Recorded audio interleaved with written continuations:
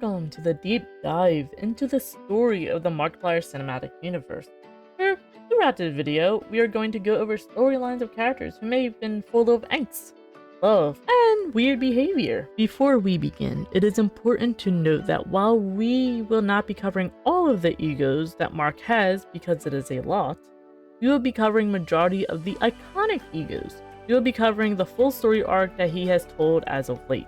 This video, however, does not include The Edge of Sleep nor Iron Lung, as those are full-fledged copyrighted television shows and movies respectively.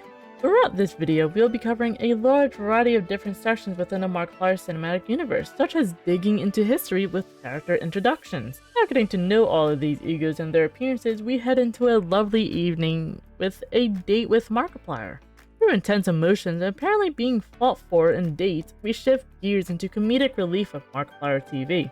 And of course, comedy never lasts forever as we head into probably the most gut-wrenching story we will ever get with the egos within Who Killed Markiplier. Doki Doki Poems comes next, where the angst doesn't stop as we learn about the feelings of our egos from Who Killed Markiplier. And this opens the door of wanting to learn more about two particular egos. Lucky for us, Wilford, Motherloving, Warfstache, and DAMIEN are next. Heist with Markiplier is next because who thought we would ever want to rob a museum, but here we are. We would expect a bit of a break from such a big heist and running from everyone, right? No, this is Markiplier we're talking about. The Warfstache automated interview automaton is here, and when did Wilford learn how to build animatronics? That's not concerning at all. Finally, within this massive list of projects, we come to an end with In Space with Markiplier, which has us exploring deep space as we possibly have been a factor in a deadly scenario. That's a lot, isn't it? Buckle in, friends, we are on for a wild ride. The good old days when we didn't have to worry about adult life and just enjoy the wonders of early YouTube. Amongst that time, Markiplier has created countless ego-related things that even people today tend to forget about. So let us reintroduce the egos. Markiplier is the eldest among the egos, created June 19th, 2012. He started off as a creepy character in Mark's videos, always watching from a distance before taking over a few videos himself. Throughout the years, his appearances were short and meaningful, such as the videos of Relax, the Strange Outfit era where he decided to personally attack Mark. While his appearances were always creepy and odd, we finally get to learn a bit more about his story within the later sections of this video. Wilford Warfstache is next, aka William Jackson Barnum. Was created November 9th, 2012. Well, he is quite the different style from Dark, as his appearances are much more chaotic and bright. From interviews with Slender Man and Phone Guy himself, Wilford is known as a TV show host of sorts. But personally, he is quite the murderer with a record of over 4 people gone. His iconic pink mustache and his voice has captured our attentions for years, while we get to learn more about him. King of the Squirrels is next. Well, there isn't much to say about our lovely king. Besides, he is known to wear peanut butter on his face and he befriends all the squirrels. Author/host. The author first started his stories he wrote affecting his subjects of Daniel and Ryan. We learn he is quite sarcastic and just a bit too short-tempered. After what we thought was his unfortunate end, we learn that he has become the host, wearing a bloodied blindfold as he seems to be ready for his next subject. Then here comes Silver Shepherd, our heroic figure.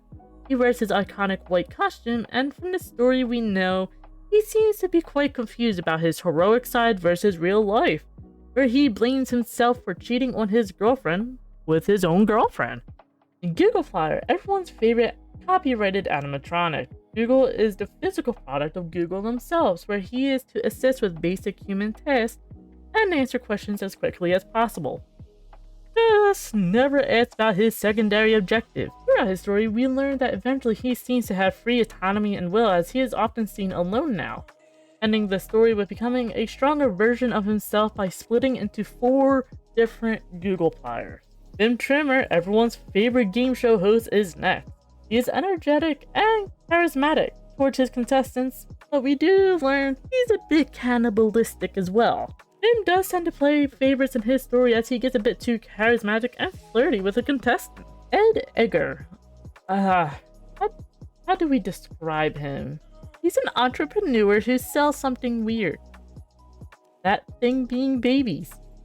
Yeah, we are not going to talk about him much. Anywho, Dr. Iflier, the totally trustworthy doctor who isn't blunt at all. Questionable at his job, we learn that he has a way to break his news to patients that he doesn't seem a bit too serious about and even finds amusement in horrific accidents.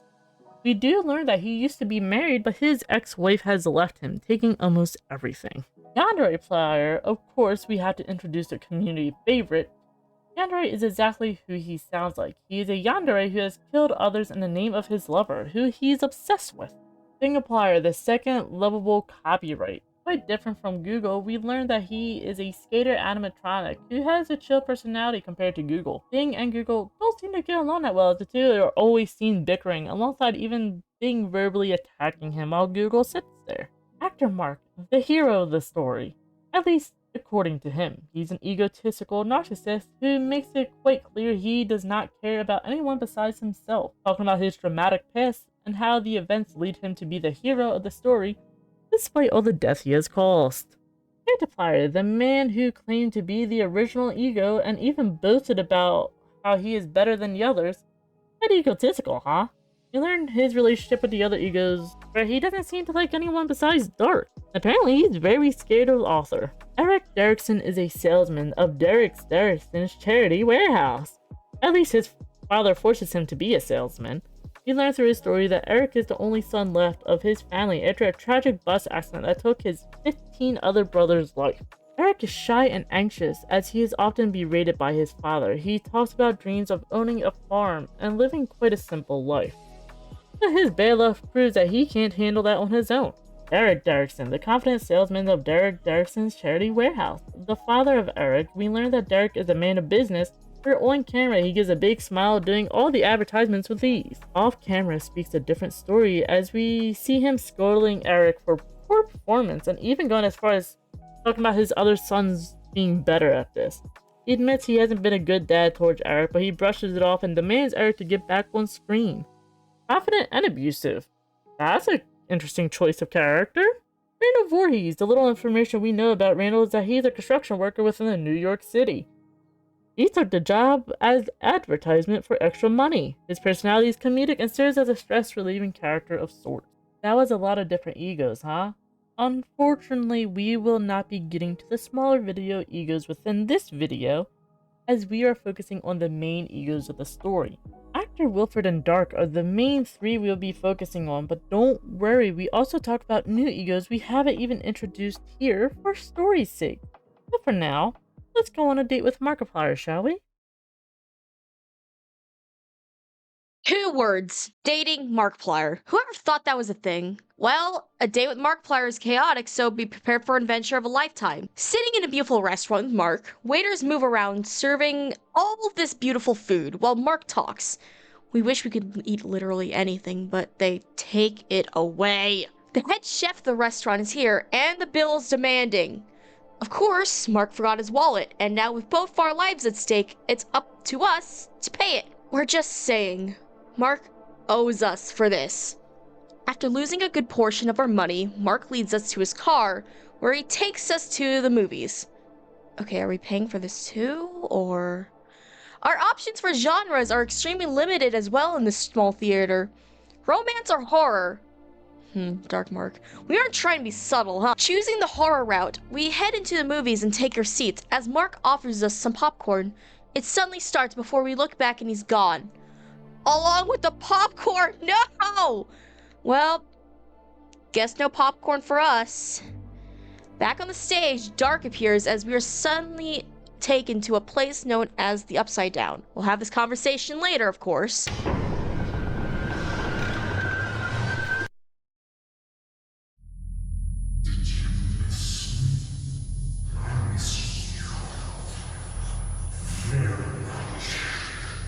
I've been waiting a long time to see you again. I've been pushed aside, replaced, mocked. And then he had the gall to not invite me to his little adventure with you. No more. Never again, Lisbeth. I've been waiting patiently.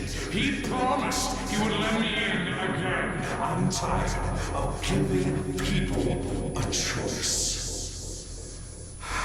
But I suppose I can give you one last option. Take your pick. Anything from 4 different choices, more than he had ever given you. And let's see how far down this rabbit hole really goes. So take your pick. Deeper we fall into this false sense of security as he promises choices, for making it very clear we didn't have any choices. That is until Mark finally comes in and attacks Dark. Now that we're here together, we can really get to know each other. Just need to let me in. It's as simple as that.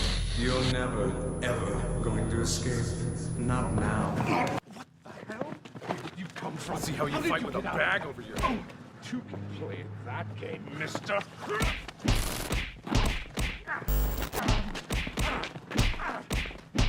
I had it.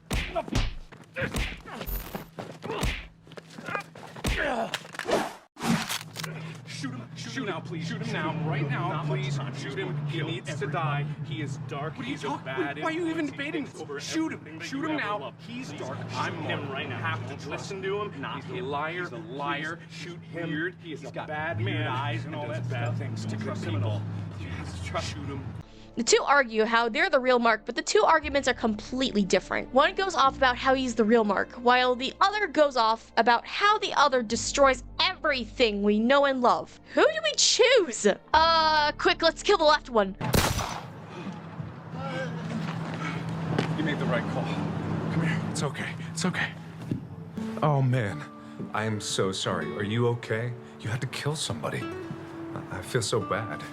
But, hey, it's okay. We're here now. We can continue the date with some ice cream. Bonjour! Bonjour, two, please. It's going to be all right. Just relax. We'll enjoy some nice dairy-based treats and get to know each other. Really, personally. Oh, go ahead.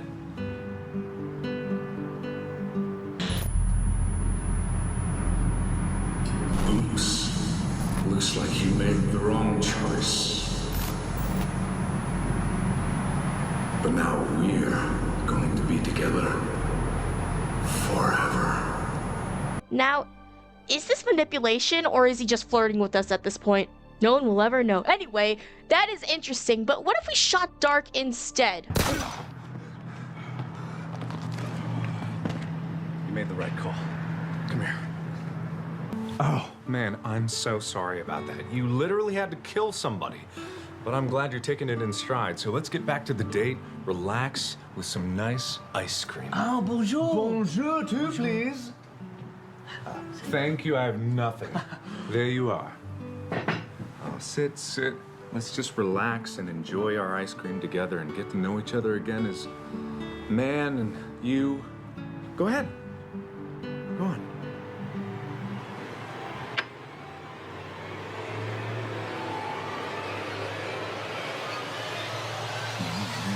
Hello, ice cream. My name is Markiplier, and welcome to my mouth.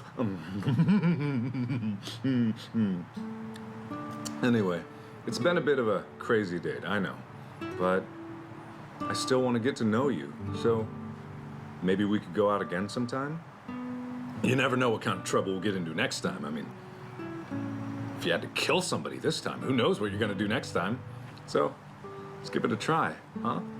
Yep, that's Markiplier, all right. The horror route was surely eventful, but what about romance? Is that scarier? Well, while the movie was extremely awkward, Mark decided to take you to the park afterwards, where he decided to propose to you. Excuse me, sir.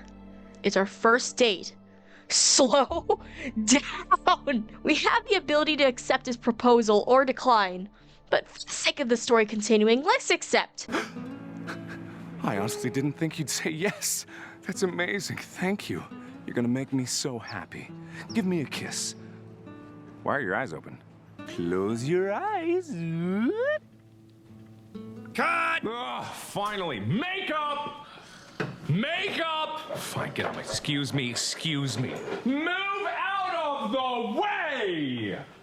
This town used to be great, filled with talented people. Ah, yeah! Great job, you guys. But next time, more emotion. Yeah, whatever, I'll give you emotion, you sack of talentless. I used to be somebody. Maybe not something good, but I was somebody who worked on great projects. Now I'm working on this bullshit. What have we got here? Hello, hi, where have you been? Hi. Any calls? Your kids called. I don't care. Tell me when my agent calls me. Hi, makeup. Where have you been my whole life? What is it that you need? I need makeup. Okay. I'm very ugly. Oh, yeah, let me make it pretty. There you go. I used to be somebody. I used to be a star. And can you imagine this script? This bullshit script. What kind of plot hole-filled, cliche-ridden script is this? Who would get engaged on the first date? Who would say yes to that maniac? You, that's who. God, I couldn't tell if you were a good actor or just way too eager. Back on set!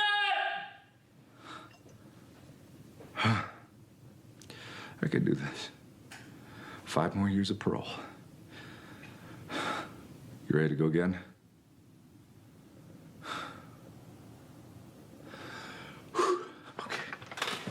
Well, way to ruin the mood, Mark.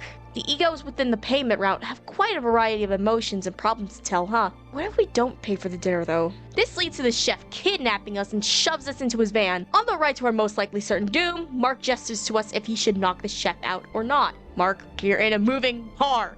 No. Thankfully, he agrees it is a bad idea, and eventually we do end up in a prison cell within what seems to be an abandoned building. There is no time to waste. Let's plan an escape. Picking the lock and sneaking around, the chef eventually finds us and attacks us. He manages to get a good few jabs at us before Mark finally steps in to save us. About friggin' time, man. Possibly bleeding and stumbling around in an unfamiliar area. Mark, this first date sucks. As we find an exit, we have the ability to leave or wander around the building. Who doesn't love a good adventure after being attacked? We leave Mark at the door and head deeper into the building before we suddenly appear in a portal-like area where Wilford appears, intentionally separating us and Mark. Both Dark and Wilford have made effort to get us away from Mark. What do they know that we don't? So, what happens in the door route? Whole date in store for us. Oh, freedom!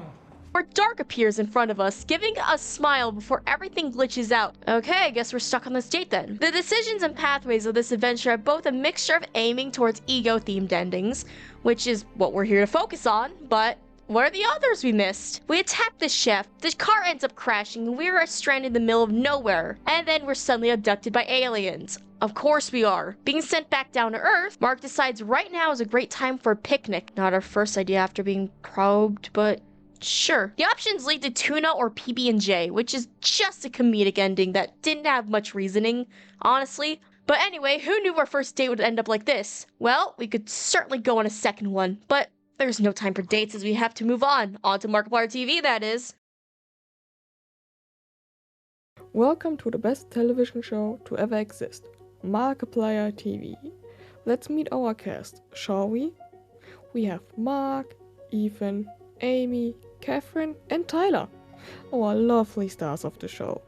Now, let's get into what the story is.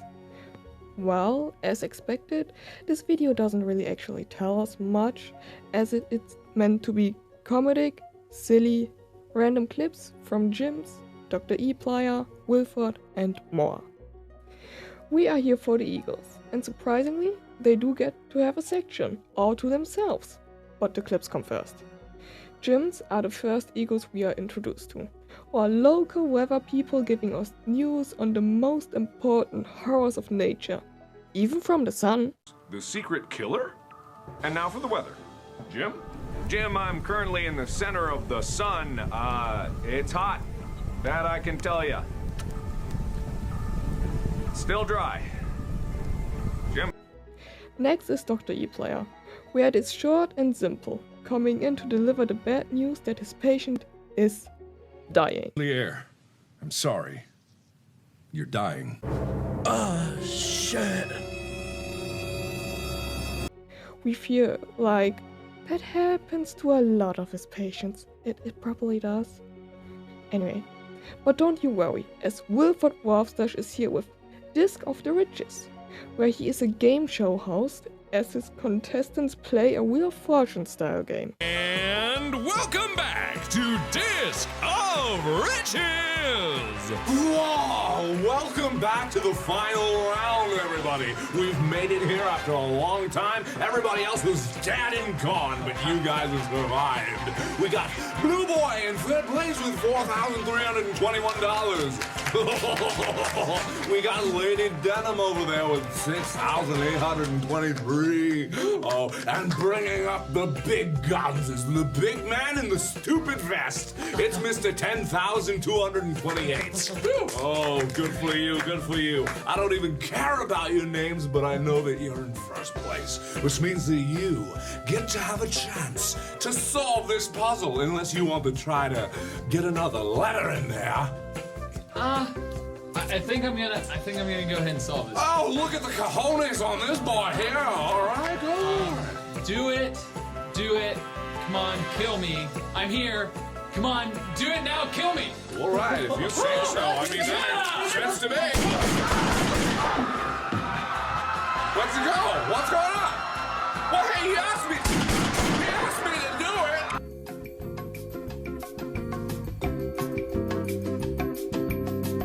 You can't keep doing this! What are you talking about? He asked me to do it. That was the game! You can't keep killing contestants! No, he said kill me now.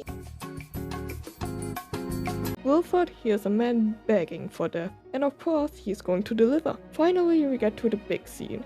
We appear in an office-like setting where Wilford was asking what the group thought of his idea for Markiplier TV. So, what do you think? Well, this is bullshit. Shut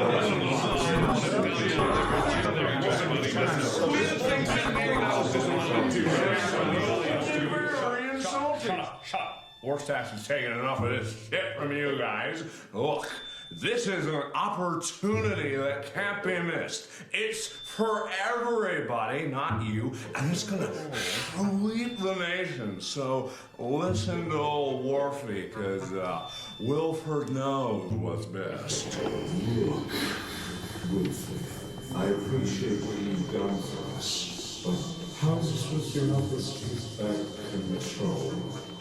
We're the heart and soul of this travel, after all. I feel like it deviated from our primary objective. If we're to get back on track, we need to reassign our goals and unify into a singular strategy. Well, I think we're missing the bigger picture here. I was promised a 30-second spot. Now, where was it? I got barely 5 there. And I know how to count to 5. I know how to count to a good deal, if you know what I'm talking about. Yeah. No? All right. Fair. Look, I think everyone's overlooking the most important detail here. I was supposed to be the host of that game show segment. I mean, I'm Bim Trimmer. I know I took a break from fighting crime for a while to pursue a job in entertainment, but this isn't what I had in mind, considering I actually wasn't in that. Well, what are you talking about? This is revolutionary. It's gonna change everything we know about television. Trust you me. Listen, guys, I'm a doctor. I know what's best, and it wasn't actually that bad. It featured my ideas quite well, and I came across as a very professional and handsome actor. So I said we keep it. The camera shifts over to the host, who continues to talk about the situation, and then it pans over to the next person. I know this is off topic, but I still need to sell my son. I'm willing to go for 10% off of the whole price. Go back all the way to 10%. Take 90 off, actually. If you could just... I'm king of the squirrels. Look, Will, I respect you. I always have. But you're missing the point of this endeavor. All right, okay. Wow, what chaos in just a 10-minute video. Luckily, the chaos doesn't stop here, as Who Killed Markiplier is next. Attending a poker party we've been invited to.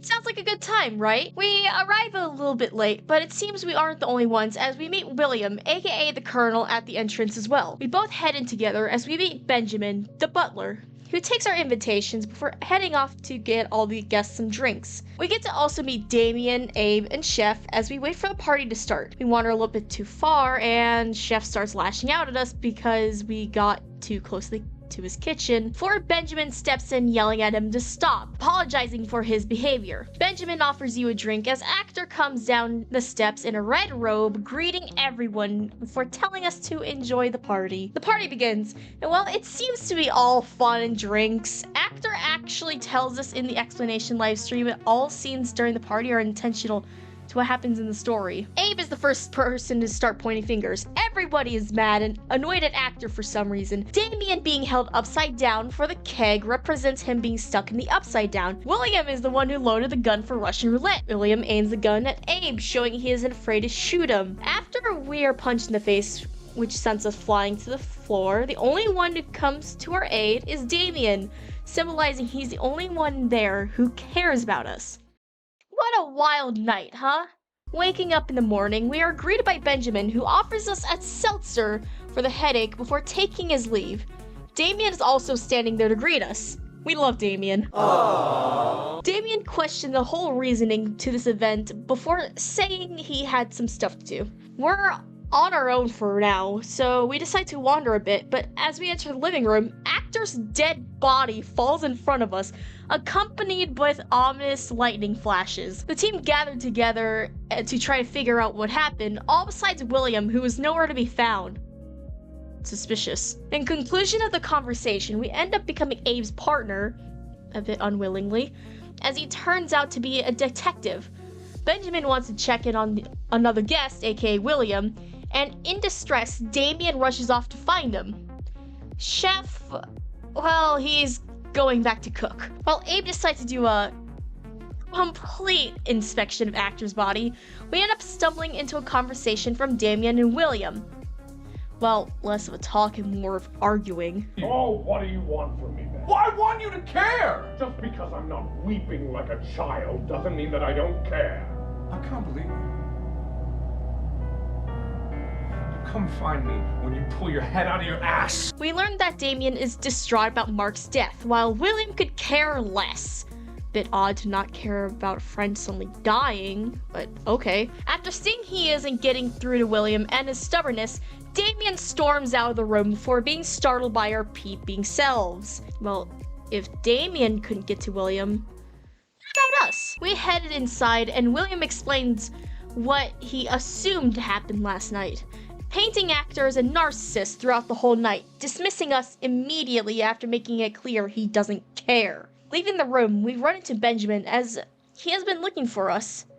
While we're walking with him, he tells us how he has suspicions talking about how he knows every cranny of this house. There's not a single detail of this house that I'm not privy to, and not a single guest that I've not personally vetted. He leads us to the wine cellar, and after looking around, we spot a broken wine bottle on the ground.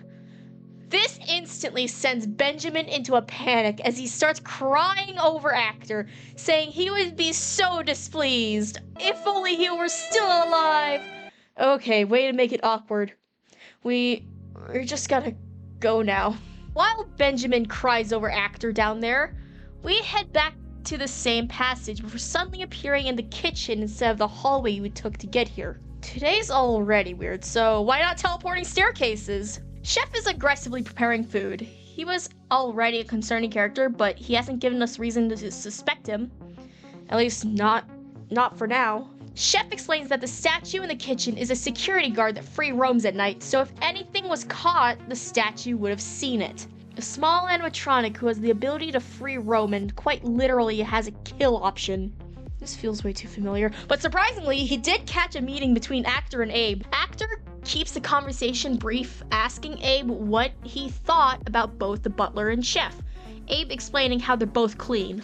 Why is Actor having Abe do investigations on the staff of the manor? Try to process this. We head outside for some fresh air where we find Damien pacing back and forth. He spots us and apologizes for the argument we saw, stating he lost his temper before explaining that he is really good friends with both Actor and William, and trying to process Actor's death has just been too much. Within his own grief, he talks about how Actor is a childhood friend and he is struggling to process that Actor's now gone. The Colonel's an eccentric. It's his best quality and his worst. But he's my friend.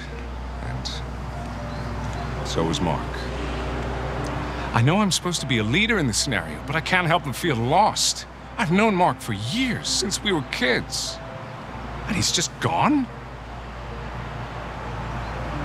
He needs time alone to figure out what is happening, and as he walks away, Abe rushes us inside, exclaiming how the body has suddenly disappeared. However, as we rush inside, we could spot William in the corner of our eye. This blink and you'll miss it moment gives us the impression, or possibly the confirmation, that he was watching that entire conversation between us and Damien.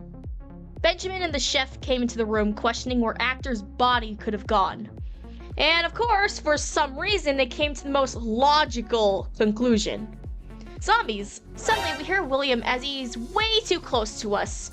Wait a minute, you were just on the second floor balcony. How are you next to us? Chef tries to explain how they assumed we had a zombie problem, and William doesn't seem worried at all that the body's missing. He goes off stating that if they need someone to put the old lad back down again, he will gladly do it. Well, if someone needs to put the old lad down again, I'm well up for the privilege. What do you mean by again? And what do you mean by privilege? Well, I'm just saying I've got plenty of experience on the matter. That just raises more questions. Well, now that just makes you even more suspicious as the main killer. Way to go! While everyone was so confused on what he had said, William states that he'll head to the ground to go find his body. Benjamin stood there thinking, stating how William and Actor are the same age. Chef states that he will go secure the gate, making sure no one can get in or out of the premises until this case is solved. You know, having an overconfident staff makes this so much harder. Just police already! We walk with Abe as he questions why everyone was invited to this place. He stated the Actor is his friend and was for years before going radio silent, questioning all of this and who out of this group of people would have had the most gain from Actor's death. Abe then states through his inspection he found out that Mark was stabbed 37 times, poisoned, beaten, strangled, drowned, and shot. All in that order, apparently. Can we question whether this was all in one night or no? Also, we've been walking up and down stairs this whole time. Are we in a freaking maze? Abe states that it is best to start with the victim's personal belongings as he leads us to Actor's bedroom, which was in complete disarray. We came across a table with photos of Damien, William, Mark, and a mysterious lady. First photo, the three gentlemen seemed so happy hanging out together before this lady came into Mark's life. Seems like Damien and William didn't approve of her. We wonder why. The third photo was of just Damien and Mark, as the two didn't seem that happy. Where is the mystery lady and William? We find a flipped over picture of William by himself. As we bring it closer to look at the photo, suddenly William was standing in front of us, almost displeased. Okay, he has to have some sort of magical teleporting powers, or he was following us because how? He asked Abe if he could borrow us for a second while never breaking eye contact with us. Okay, this is it. We are so going to die, aren't we? Abe agrees, stating that he'll stay back to continue, and we start to walk with William. As he stated, we need to be away from the prying eyes of everybody else. Great. Upset with us and wanting us alone? How does anybody trust this? William states how he and Damien are really close friends, and there was one time he could have said the same about Actor before he decided not to dwell in the past. And look, there's a pool. Of course, William gets distracted and dives in, suddenly changing into a swimsuit. How did you change that fast? Damien rushed around the corner, stating he heard William but didn't see him anywhere. Or we could tell him he's still underwater. Damien stated he wanted to apologize to William and to let him know if we see him anywhere. As Damien left, William popped out of the water, and we quickly turned to tell Damien, but he's already gone. William was suddenly back in his outfit and was walking with us once again. William explained that Actor had a great deal of enemies and that he even suspected that the killer is one of the staff employees, as he is aware Actor is a very tough person to work for. We stood above the golf course as we talked before William realized where he was. Excitedly, he exclaimed that he will grab his golf club, and then he ran down the steps out of sight. Seriously, what is up with him? Damien suddenly appears behind us, stating he swore he heard him before brushing it off, stating he wants to speak with us. Damien stated that he had some concerns and thoughts to speak with us about before, stating it obviously had to do with someone within this group. Damien says he trusts both us and William to not be the killer, but he suspects Abe as the killer, or perhaps there's someone hiding within the manor. As we talk, suddenly a gunshot goes off in the house. Both us and Damien sprint inside to find Abe and William pointing guns at each other. Both Chef and Benjamin rush in to see what was happening, and while Benjamin was distraught that a vase was destroyed, Damien tries to calm everyone down. Sure, Benjamin, that's the thing to worry about while there are two men with guns. Abe yells how William is the murderer and tried to kill him. William snapped back, saying he wasn't doing anything besides some target practice. First of all, you were at the golf course. How are you shooting things in the house? Things get heated and William screams how he will not be called a murderer in his own home. He lives or lived here with Actor. Well, you learn new things every day. The front door swung open as the mystery lady rushed in, telling them to stop. Well, welcome to the insane party, ma'am, where we all lost our minds.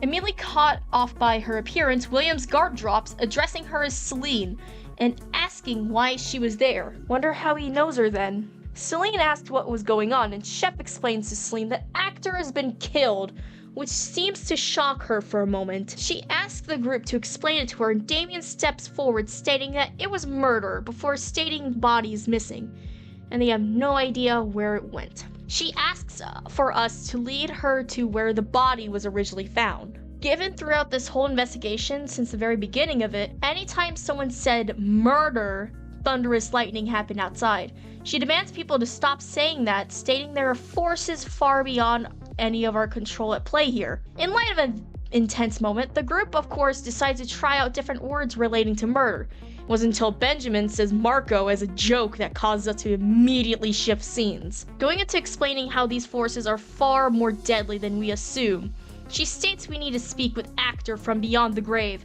insisting we do a bit of a ritual.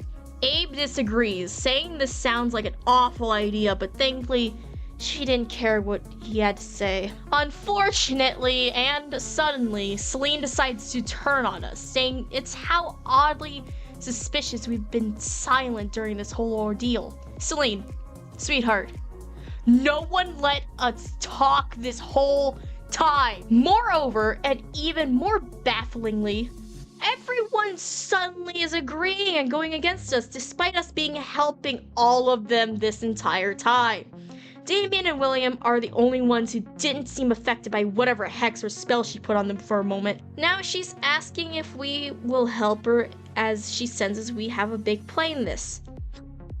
Ma'am, you cannot be serious.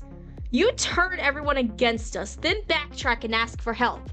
But of course, being the main character, we have to agree to help. God damn it. Abe suddenly speaks up, stating he refuses to let us go with her, stating that it will most likely kill us. Then William immediately steps in, stating he trusts Celine fully on this. Or Benjamin decides to agree with Abe, stating that this all seems extremely weird. Chef surprisingly agrees with Benjamin, and now the room is intensely divided upon us. Odd that Damien hasn't agreed or disagreed with this. Annoyed, Celine says they can stand outside the room if that makes them feel any better, but her work cannot be interrupted. As we follow Celine out, Damien chases after us, telling her to wait before speaking to her in a concerned tone, asking her if she's okay. She tries to dismiss him as she heads upstairs, saying she's fine, but Damien doesn't seem to believe it. He talks how he never expected her to get caught up in all this stuff about the occult, and she explains how there is more to this world than any of us will ever understand. This place is just a small portion that she's been exposed to. She's clearly done talking about this as she storms off.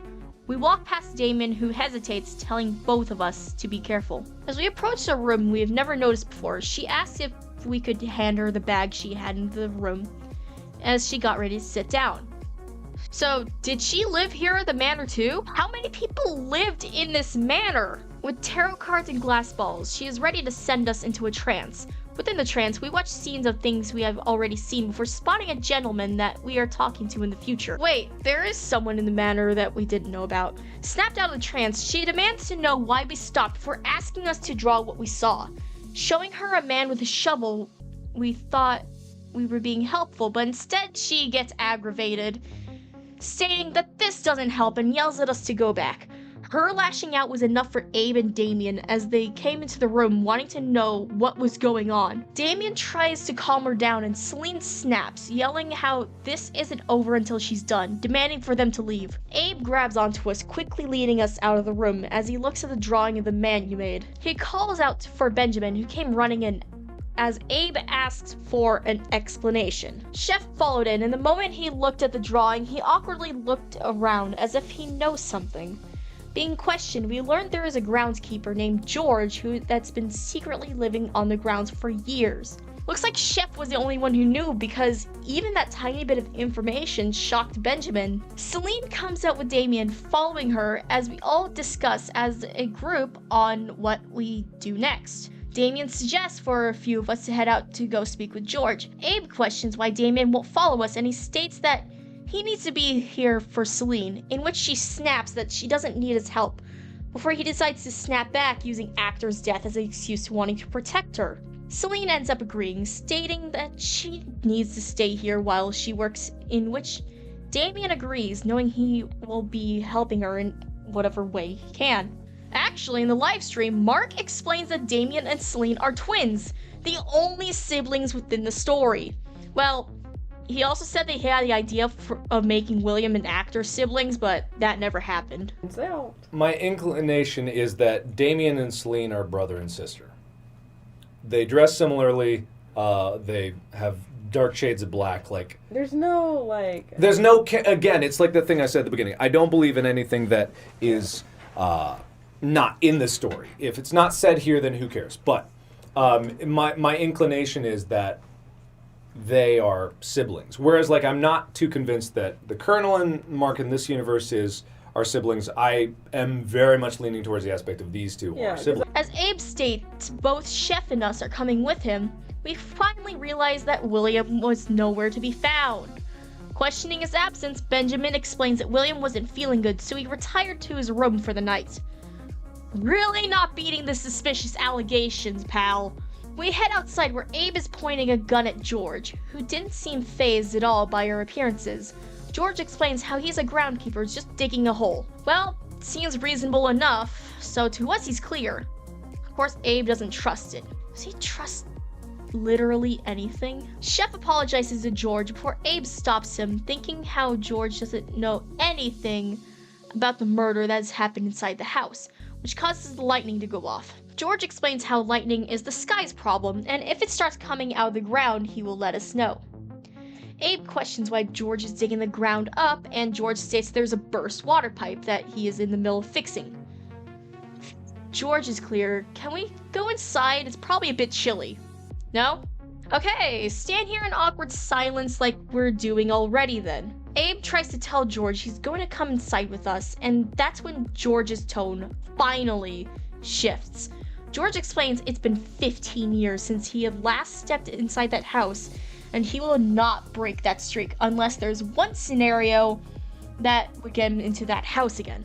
Conveniently, albeit unfortunately, that scenario is now, as lightning strikes across the sky, causing George to react, saying that today is the day. We all run inside towards the room where Damien and Celine are in. During the mad dash, we spot William, who was genuinely coming out of his room, confused watching us all run by. We get to the door first, and it slams open as Celine stood there, but something just feels off about her. She has an evil glow coming off of her. She doesn't speak, just stares at us with a creepy smile as George moved to the door, yelling for help to shut the door to trap her in the room, which they successfully do. Within the explanation livestream, Mark explains this scene as Celine went too far past her protective barriers, and the one we are seeing is a possessed Celine. The only reason we don't see Damien in this shot is because the possession killed him through her. Great, possession is now at play. Fantastic news for us. The way in the vision that we had, or I hadn't, didn't tell anybody, is this is the moment. She's possessed. No, we all agreed on that. Yeah. She's possessed at this point. She is very clearly dabbled with something that was far beyond her control, and she went too far. Damien was in that room with her when that happened. This is where things went bad. William finally caught up to us, questioning where Damien and Celine are. George explains how she's gone and just shoves Benjamin out of the way, explaining how this place is cursed, and if any of us have half a brain, we would all leave as well. Wow, okay, rude. In confusion, William tells him to stop, demanding to know where Damien and Celine are. For both of their own safety, Chef and Benjamin quit on the spot, telling William they're no longer working there. Well, there goes the entire staff. Benjamin tries to suggest for everyone to leave as well, and William snaps, stating he will not let his friends die in this godforsaken house, stating people should leave before he starts murdering people himself. Abe tries to stop him, and William shoves him off, walking away.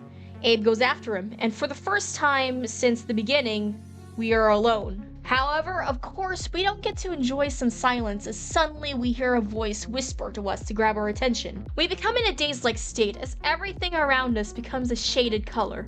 We are listening to conversations that have happened and yet to happen as we aimlessly wander this house, not understanding anything that's going on, as if we're in a state in between past and future. As if the manor itself was trying to guide us somewhere. We end up in a room we have never seen before. We came back to reality as we look around this detective-like setting, which has notes on everyone here at the party besides you.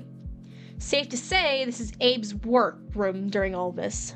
We see news, scandals, and convicted crimes of everyone here as Abe was just collecting these. Let's go back to the first episode where actor questioned Chef and Benjamin, in which Abe said they're both clear. Mark, good to see you. Great to see you.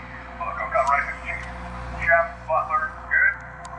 Chef's an asshole, but he's really Butler, he's a new guy, also an asshole. He's awesome. I wouldn't have it any other way. Of course! So this is all actors doing. On a typewriter, we see the Colonel did it over and over. Guys, it might be a reach, but we think Abe is blaming William for Actor's death. Just a reach. We found the photo of William from Actor's bedroom as we pick it up to observe it again. As if almost bracing ourselves for him to be standing behind it again. Surprise, surprise, he wasn't there this time.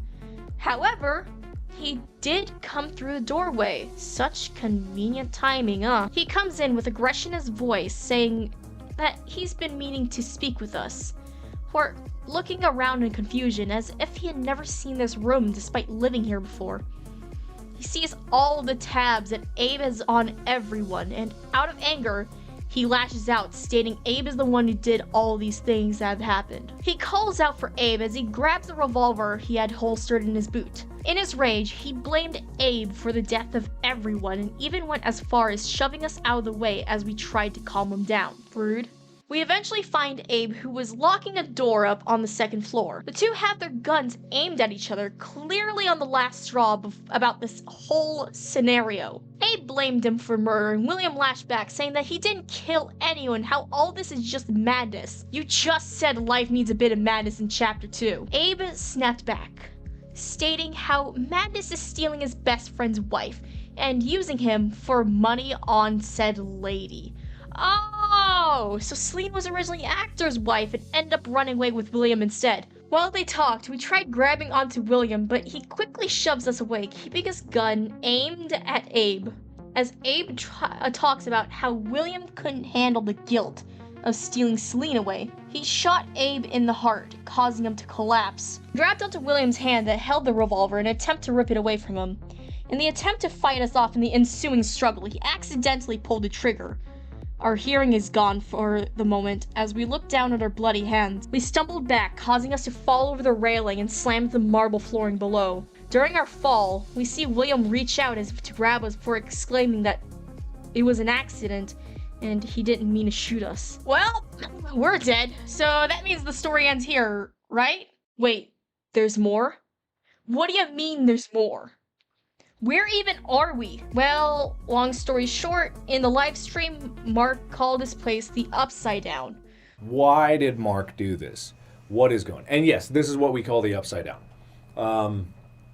Actually, did we call that the Upside Down or the walk through the house? The walkthrough, I think we called the Upside Down. And then we kind of had the both name for the both of them. Yeah, it was originally inspired by that scene in Get Out, so we'd like reference that a bit. Right. With the zoom out for the where you just kind of go out transported into this with void. Celine with the different. Yeah. So like this zone, which is also kind of where you end up when Celine sends you like back and like what absorbs that. I always room. thought this was like the pre-death zone, like when Purgatory? your spirit hasn't gone to where it's supposed to go yet.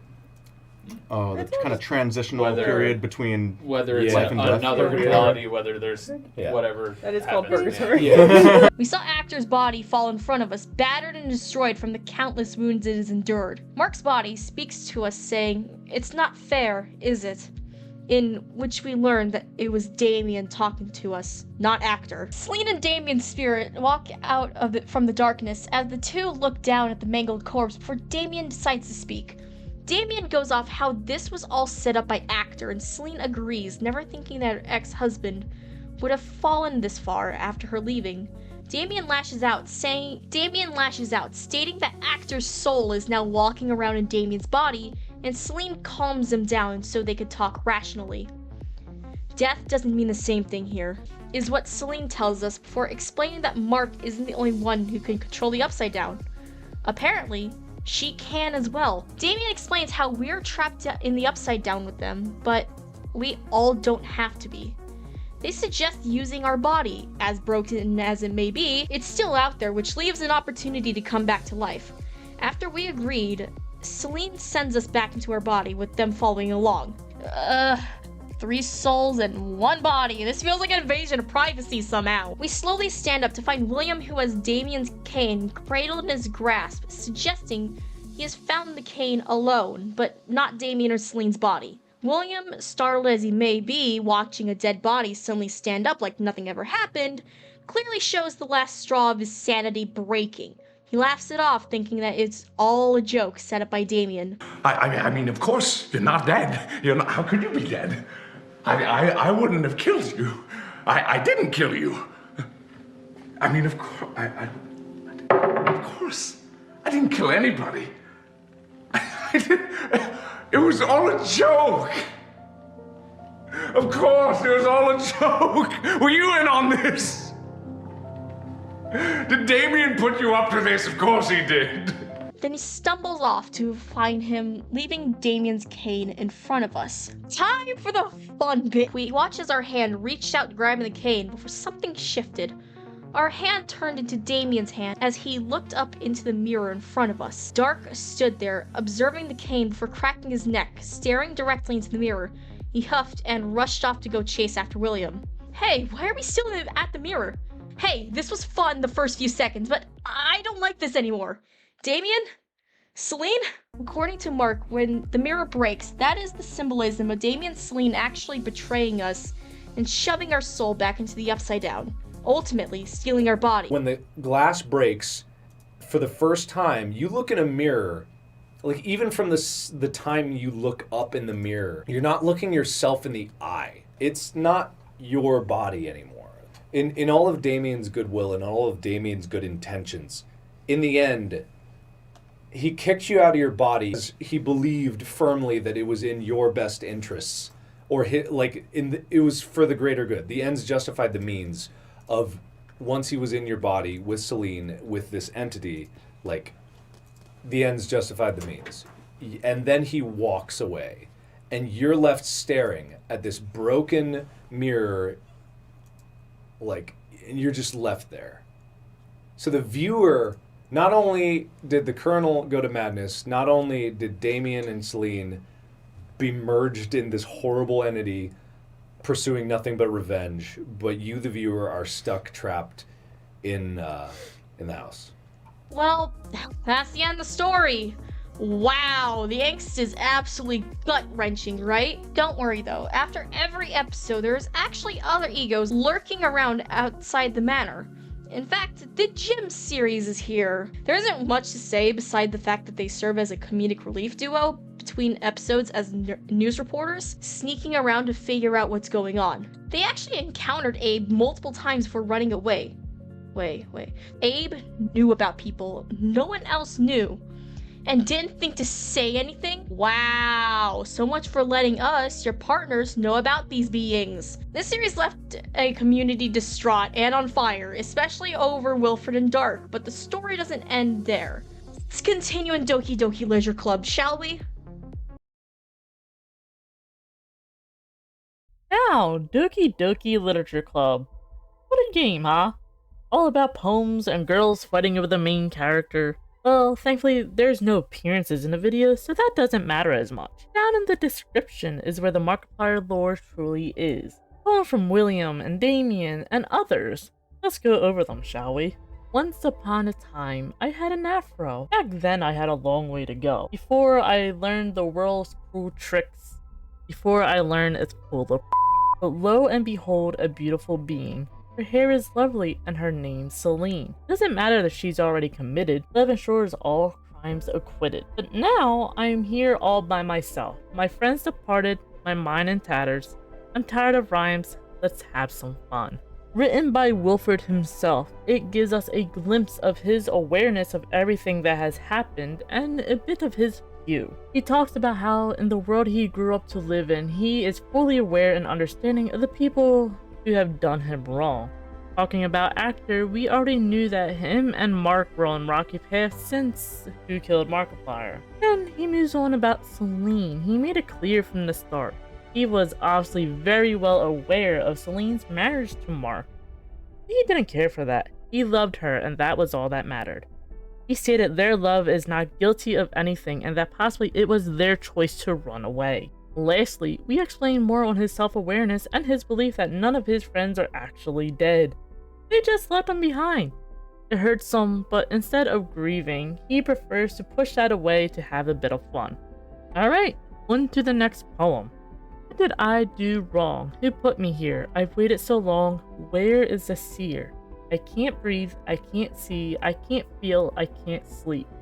I need to wake up, I must find my way through. Am I even myself, or am I you? Ooh, that is very interesting. This one is believed to be the DA, aka us the viewers.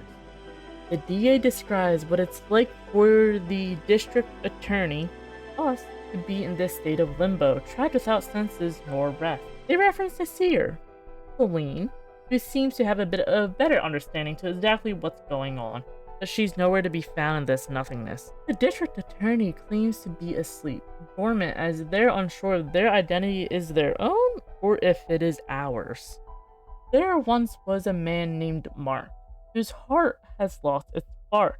He paid the toll and gave up his soul, and now he lives in the dark. This poem's author is a little unclear, but one possibility is that it's the entity that originally resided in the manor. Short and sweet, this poem tells us about actor from an outsider perspective, starting off how heartbroken he felt after Celine has left, and some time past he grew mad within the walls of his home and made a deal with the entity. In exchange for his soul, he was given the ability to cheat death. However, this blessing quickly turned into a curse when he's unable to return to his own body, stuck in the manor's limbo until stealing Damien's body, with Damien becoming a part of Dark as a result. Love. What a simple thing. The sweetest poison, a bloodstained ring. A tender kiss, a bitter sting. Eternal bliss, a lonely king. How much of this is even real? This pain, this love, this somber wheel. An endless turn of snake and tail, an endless storm, Magdalene gale. Yet here I sit upon my throne. My only truth? I am alone. This poem is clearly Actor's. Actor's poem reflects both his pride and his bitterness, his ego visible with his florid language alone. He describes what love is to him after the affair and his own grand betrayal, depicting it as euphoric yet devastating feeling. He wonders how much of these were even real, given that his relationship ended as a result of Celine's affair. Now, he creates story after story, a cycle of conflicts and resolutions that never end. Yet, no matter how many stories he creates, he is always alone at the top of his tower of his pride, with no friends or love to call his own. Well, that's depressing, but we move on. It's not your fault. False from the start, they broke your heart. Life torn apart. It's not your fault. Can't make amends, your soul will rend here till the end. It's not your fault. A mind you'll break, a soul you'll shake, a life you'll take. It's not your fault. Now set up the trap, a small mishap, over a nightcap. It's not your fault. Vengeance at last, old friends aghast, all foes outclassed. Your heart downcast, your guilt steadfast, trapped in the past. It's all your fault.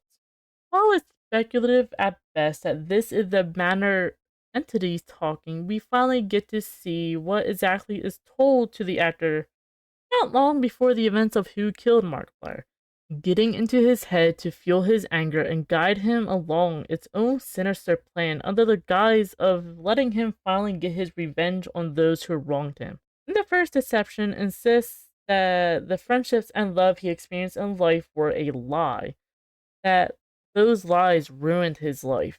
It's then said that it's far too late for the apologies and that his soul is trapped within the manor's walls. After this, it gives vague prophecy as to what his actions will cause. Someone will fall into madness, another will have their soul torn away, and the last of these faithful three will die. When the end of his plan comes, it claims that he will be the sole victor, but that his thoughts will always be stuck in the bitter past. Throughout this twisted poem, it gives constant reassurances that none of the misfortunes before now were his fault. But ultimately, everything that happens as a result of his body's final death will be. Okay, moving on to the next one. Don't trust a seer, don't trust a seer, don't trust a seer, don't trust a seer, don't trust a seer, don't trust a seer, don't trust. Clearly, don't trust a seer. While these poems do raise more questions, it does give us information on how the characters were feeling, which is fascinating. Eventually, the story will continue with William, who is now Wilford Motherloving Warfstache. Abe stands in a dark, monotone room, staring out some windows as he was thinking to himself. Wait, Abe? Aren't you supposed to be dead? In a classic noir-style video, we listen to Abe's internal monologue as he goes off about a job he should have never taken, referring to being a private investigator for actor. He goes off about how he's hunting down William after fleeing from the manor.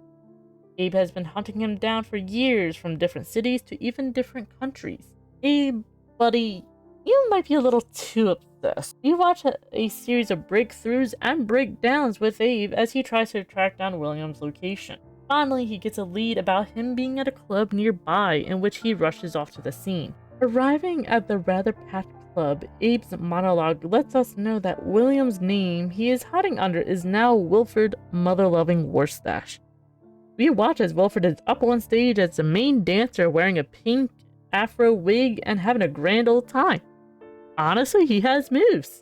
Abe had one goal in mind, and that was to get to Wilford, but the crowd was so tightly packed it made it almost impossible to move. Instead of finding a different way like any normal human, Abe draws his gun, firing up at the ceiling to scare all the club goers. Abe aims his gun, demanding for Wilford to get off the stage, which he does, but Wilford doesn't stop dancing away as he moves around Abe. Accidentally shooting the stereo system, the music dies down, which finally gets Wilford to stop. He looked at Abe confused, asking what is happening, and Abe demanded for him to get down on the ground, at which Wilford questions if he knows who he is. That caught Abe a bit off guard, because how could you forget the man you shot in the heart?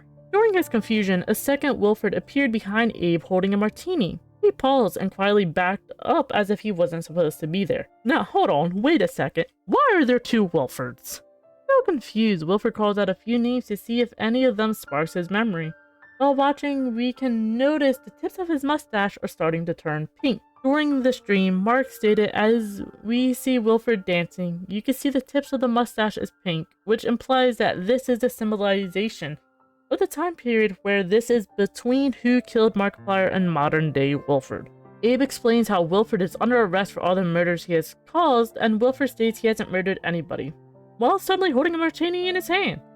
Alright, let's forget the fact he just made one magically appear, we guess. Sick of the guessing game, Abe puts away his gun before pulling out a taser, tasing Wilford. Suddenly, we are in the car, and Wilford is in handcuffs, which didn't seem to bother him as he continued to try to get a sip of his martini.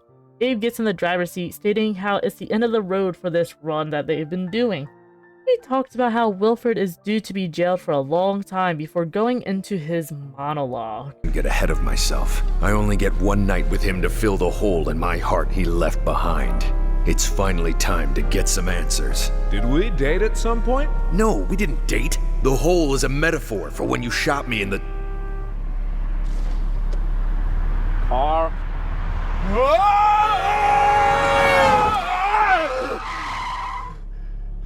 Holy shit, that was close. We could have taken them. What the hell does that have to do with...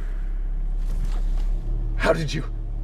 He puts up 4 fingers as he monologues, asking how many fingers he was holding up. Wilford responded confused. Abe started to spit out random words, trying to understand how Wilford could hear his thoughts, and Wilford asked if he was okay. Freaked out by this scenario, Abe grabbed his taser and just tased Wilford again before they're suddenly in Abe's office. Wilford is now tied up in a chair, still holding that dang martini.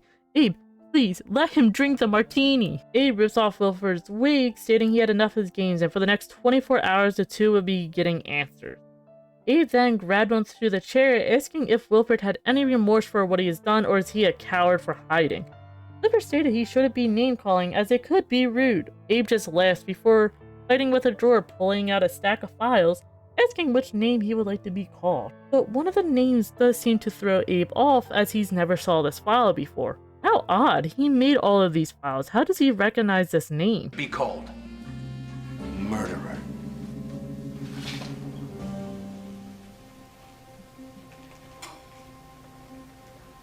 Abe.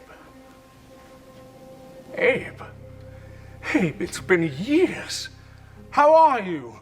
How are you doing? How's the family? Oh, I'm doing just peachy, buddy. Because I've been waiting a long, long time for this day to come. So we could sit down, have a chat, catch up, good and proper.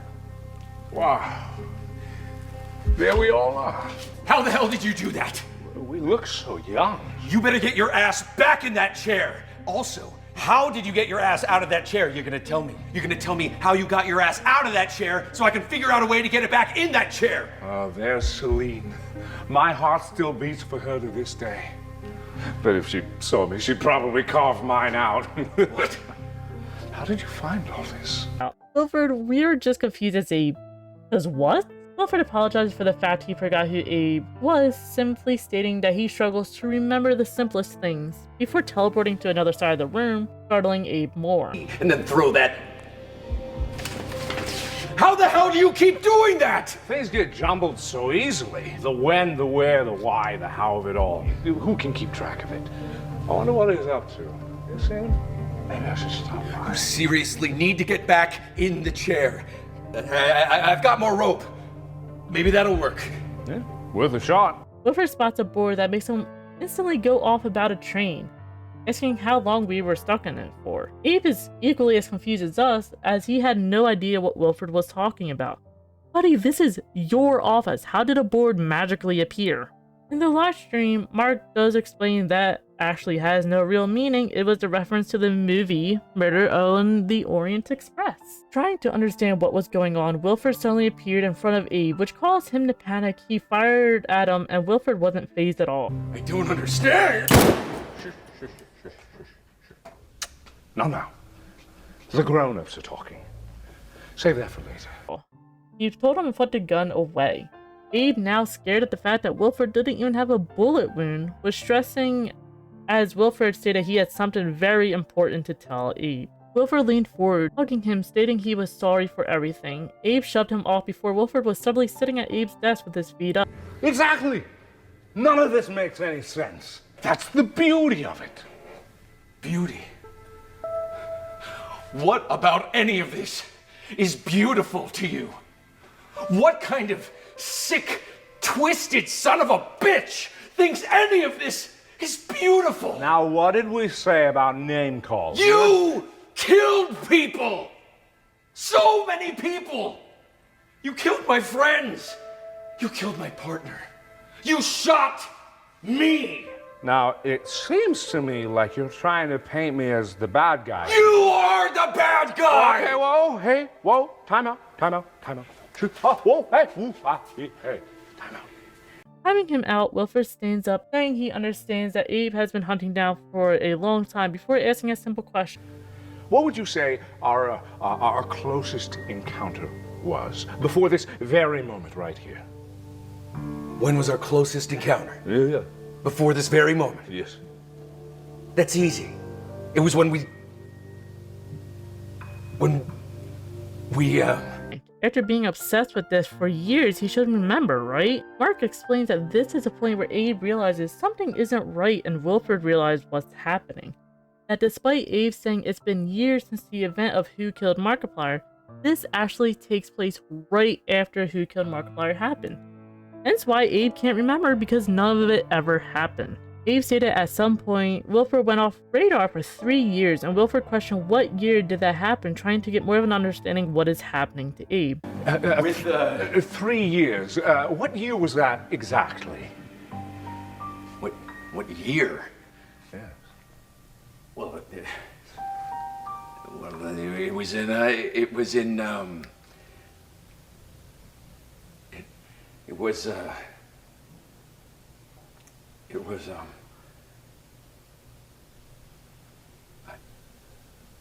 can't remember.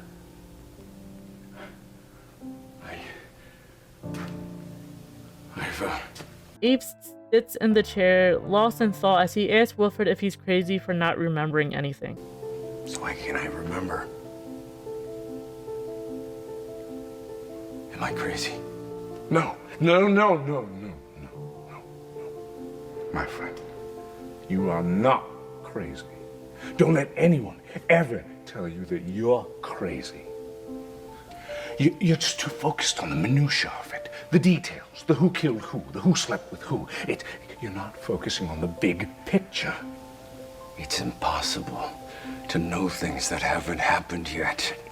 Yes, exactly. Just like it's impossible to survive a bullet through the heart.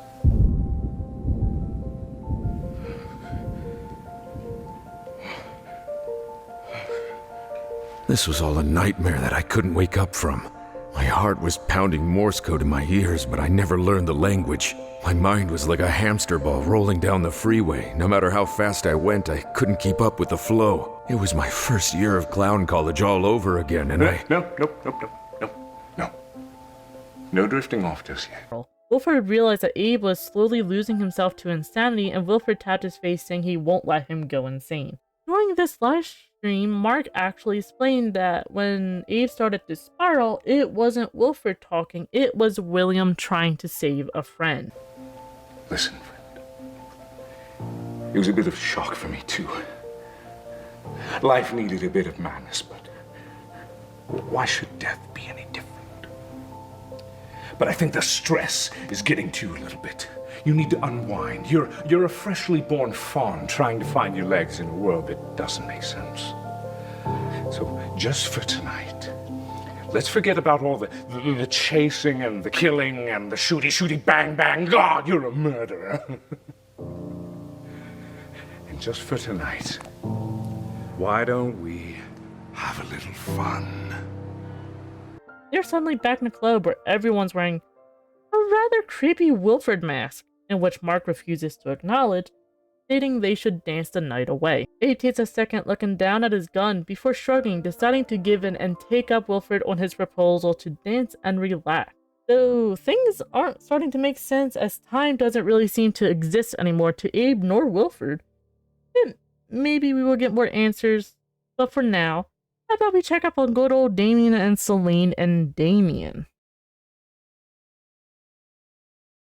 Gazing upon a frozen wasteland of a forest, we can hear the distant sound of someone chopping a tree down. Through the harsh winds, that's where we meet a ruffled up looking Damien, holding an axe where he is hauling back wood to a small cabin. We have one question: why are you in the forest? In the cabin we find Celine, who was sitting there at the window watching him approach. Well, at least the twins have each other for company.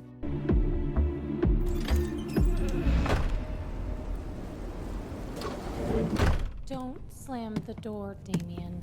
If I want to slam the damn door, I'll slam it. I saw a flower today. Shouldn't be long now before spring. Or there's still a few more weeks of winter left and that flower will die, cold and alone. Or that. Damien states, luckily soon once this winter breaks, they can leave this cabin. Celine stood, stating luck will not help nor put food on the table. I mean, if you think about it, you probably do need some luck in finding something to eat in the middle of winter out in the snow. Good luck. Whatever. Try not to burn the cabin down while I'm out. Aye, aye, Captain. Did you really see a flower? Yes. A little pink one. Silly thing. Probably dead by now. Get some sleep. You look tired. You're starting to sound like Mom. During the live stream, Mark explained that the flower Damien saw was actually unintentionally created by Wilford, showing that Wilford is slowly starting to understand how this universe works and the influence of it.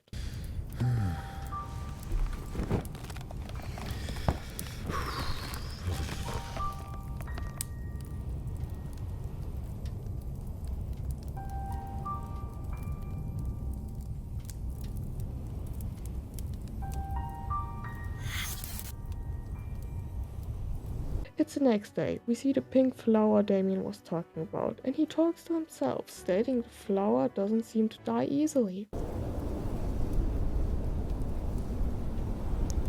Huh. Well, you don't die easily, do you?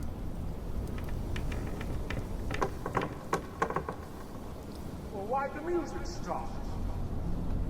Hello? You killed people! So many people! Who's there? Hello?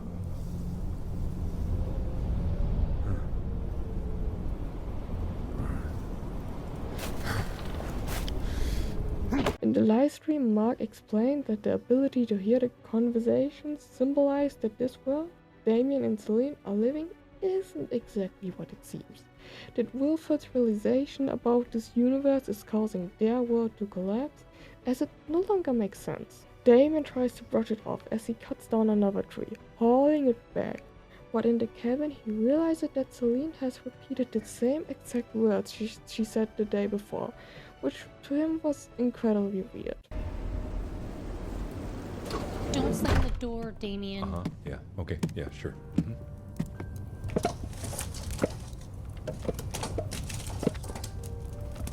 I saw a flower today. Shouldn't be long now before spring. Or there's still a few more weeks of winter left and that flower will die, cold and alone. What are you muttering about? I heard a voice today. What? I heard a voice. As clear as I'm hearing you. There's no one else in these woods, Damien. But it sounded far away. I should have followed the voice, but it trailed off.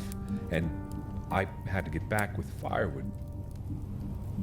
But we have plenty of firewood. Damien, there is no one else in these woods. If there were, I'm sure I would have run into them by now. I'm sure you would have run into them by now. You're not getting enough sleep. You need to sleep. Are you staying up while I'm out? What? No, I'm fine. I'm not even tired. What about you? Are you tired? You're always awake by the time I get back. I'm not a growing boy like you, little brother. Oh, please, you're older by 10 minutes. Which is just long enough for me to be in charge, so shut up and go to bed. Well, that doesn't make you in charge. How does that make you the boss of me? Just be careful. I don't know. Maybe I'm crazy, but whatever I heard out in those woods, it didn't sound too friendly. So just be careful. I can take care of myself. Don't slam the door. Deciding to not fall asleep this time, the windows start to crack more, which captured his attention before suddenly a deep voice called his name.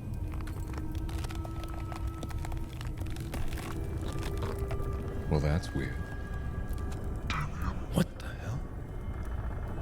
That wasn't there before. How did I not notice this? Why can't I see myself? What the hell is that? You aren't quite feeling like yourself, are you?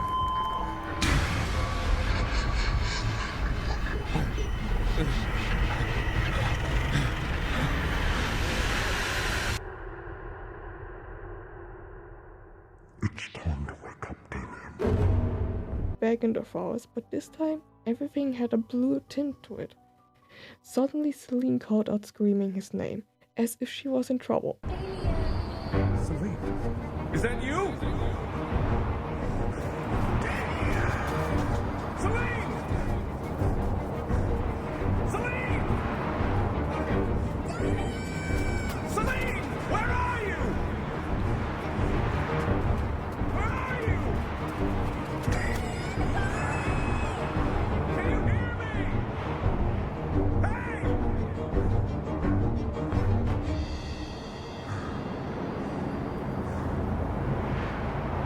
Celine?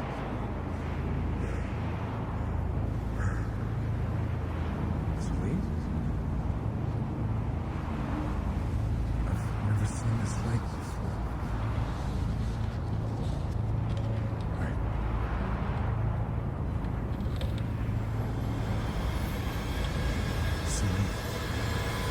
Celine! Celine! Hold on! Don't worry. I'm almost there. Hold on. Just a little bit longer. Just a little bit longer, Celine. Can you hear me? Celine! Celine! Just hold on. I'm almost there. Hold on! Hold on!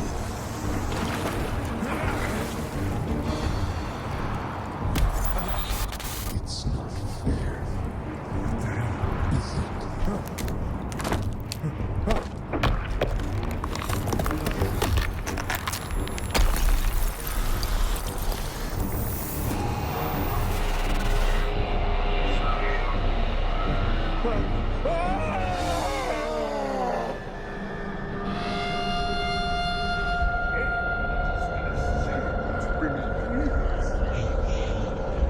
Mark's not the only one that can use this place to his benefit. Hector appeared behind him, stating how Damien was so hard to find, and Damien turned around questioning who he was and where Celine was. Damien, you are a hard man to find. What? Who are you? Where's Celine? Now there's a hard woman to avoid. If you did anything to her, I will... Easy there, cowboy. I've done nothing to her. I don't even think I could. That woman would carve my heart out and feed it to me if she even saw me. What? Then why am I here? What do you want from me? Oh, Damien. Oh, my poor sweet Damien. I've come to apologize. Do I know you? Well, both of Celine's lovers are so convinced she wants them dead. Well, at least Hector is, right? Of course you know me. Dare I say you probably know me as well as you know yourself. Sorry. Bad joke. Couldn't help myself. I know you. Oh, come on, Damien. Celine really did a number on you, didn't she? Mark? And circle takes the square. Took you a while, friend, but you made it. But this doesn't make any sense. We were just at your party, and then we were... And then you... And Celine... Whoa there! Easy, boy. I'm gonna stop you right there because I just don't have time for the whole catching up thing. No, you need to answer me. How did I get here? Where even am I? Whoa, hold on. Okay, alright, I'll just summarize. Damien questioned where he was or how he even got here in the first place. Actor goes off how his plan wasn't properly executed and how the group started pointing fingers at each other when he didn't expect it. Going off, Actor stated he possibly made a deal to make sure that Celine could never go around breaking somebody's heart again like she did to him. And okay, I may have made a deal to possibly make sure that a certain lady couldn't go around breaking anyone else's heart ever again. He then stated that was all in the past and now all that matters is moving forward. And Damien called him a murderer, which Actor only responded with annoyance. How Damien sounded like the detective. But that's all in the past. What matters now is moving forward. And oh, how beautiful the future is gonna be with you. You murderer. Oh, please. You sound like that idiot detective. Come on, you're better than that. I don't need to hold your hand through all this. Through all of what? Just leave me alone. You don't realize. This place is a dream. A never-ending starring role as the hero. But what is a hero without a villain? But he needs a villain. Damien scoffs, stating Actor seriously thinks he's the hero in all of this? And he laughs, stating of course he was. A humble upbringing with a tragic backstory. Man, his narcissism is really showing, huh? You're out of your mind. Oh, and you. You are going to make the perfect villain in my story. Uh-huh. Yeah, sure, that makes sense. Well, you can tell your story all you want to the other prisoners. Oh, come on, Damien, let it go. Always the righteous crusader, pure as the driven snow, acting like you're the only one without blood on your hands. You stole everything from me. Well, you wouldn't even have anything in the first place if it wasn't for me. You took our lives. You betrayed me. You betrayed William. You even betrayed Celine. Well, maybe if Celine hadn't run off, then we wouldn't be here right now. You were never good enough for Celine. I gave up everything for her. But that's all in the past. Calming himself down, he sighed, stating he is here to show Damien the future. Damien stated he wanted nothing to do with Actor's future as he attempted to end the conversation, but Actor laughs, as if Damien had a choice. Live your life in peace. Oh, my friend. What has she kept from you? No matter what tricks Celine tries to pull, what's happening? There's no ending for the likes of us. Not anymore. What have you done? Oh, friend. Like I said, I've done nothing. But in this place, I'm gonna make something beautiful. I can't. Damien, I can't. It's time to wake up. Actor told him it is time to wake up before a sound echoed from the glass-looking wall behind him.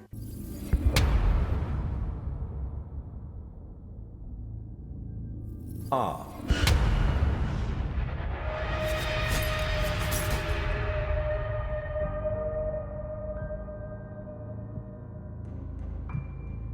Ah, Celine! So good to see you.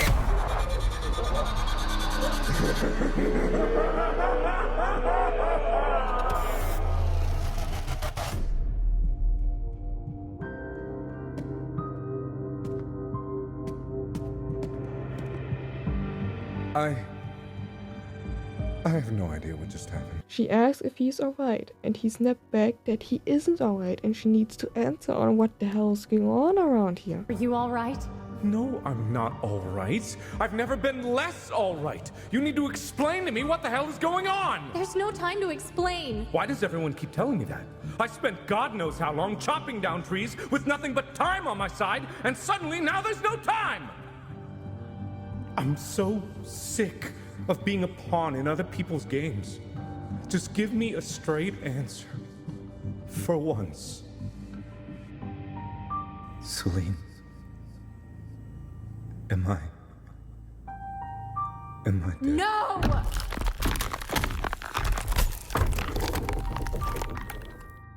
No. Explaining how she's so exhausted.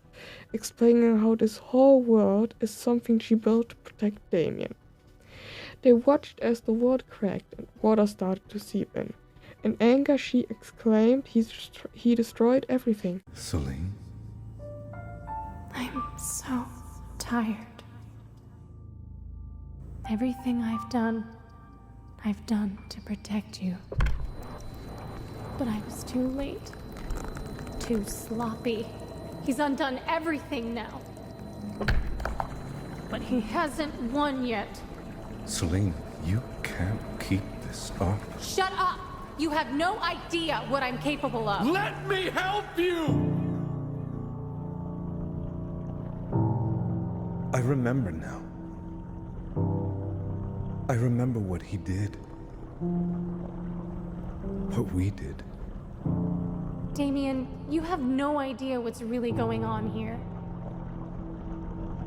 You're right. I haven't got a clue. Damien chuckled, stating he has no clue, but goes off saying she can't protect him forever as the two watch the glass wall break more with the water seeping in. Celine explained how everything is different and she has done awful things in order to keep him safe and alive. Damien reassures her by admitting he is okay with the idea that he is dead, but if they can work together, he will help set things right. Some things just can't be fixed. And I'm okay with that. But if you let me help you, then maybe together we can start to set things right.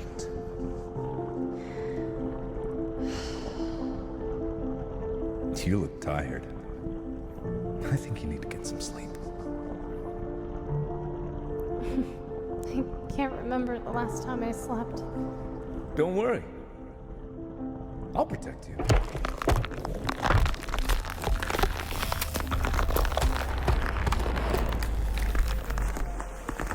You can't come back from this. It'll change you. Forever. Well, he did say he wanted me to be the villain. Maybe he should be more careful with his wishes. Damien stated how Hector did say he wanted him to be the villain, that he should have been more careful with his choices, making a promise to Celine that Hector will pay for all of this. Just promise me one thing. Make sure that bastard stays dead.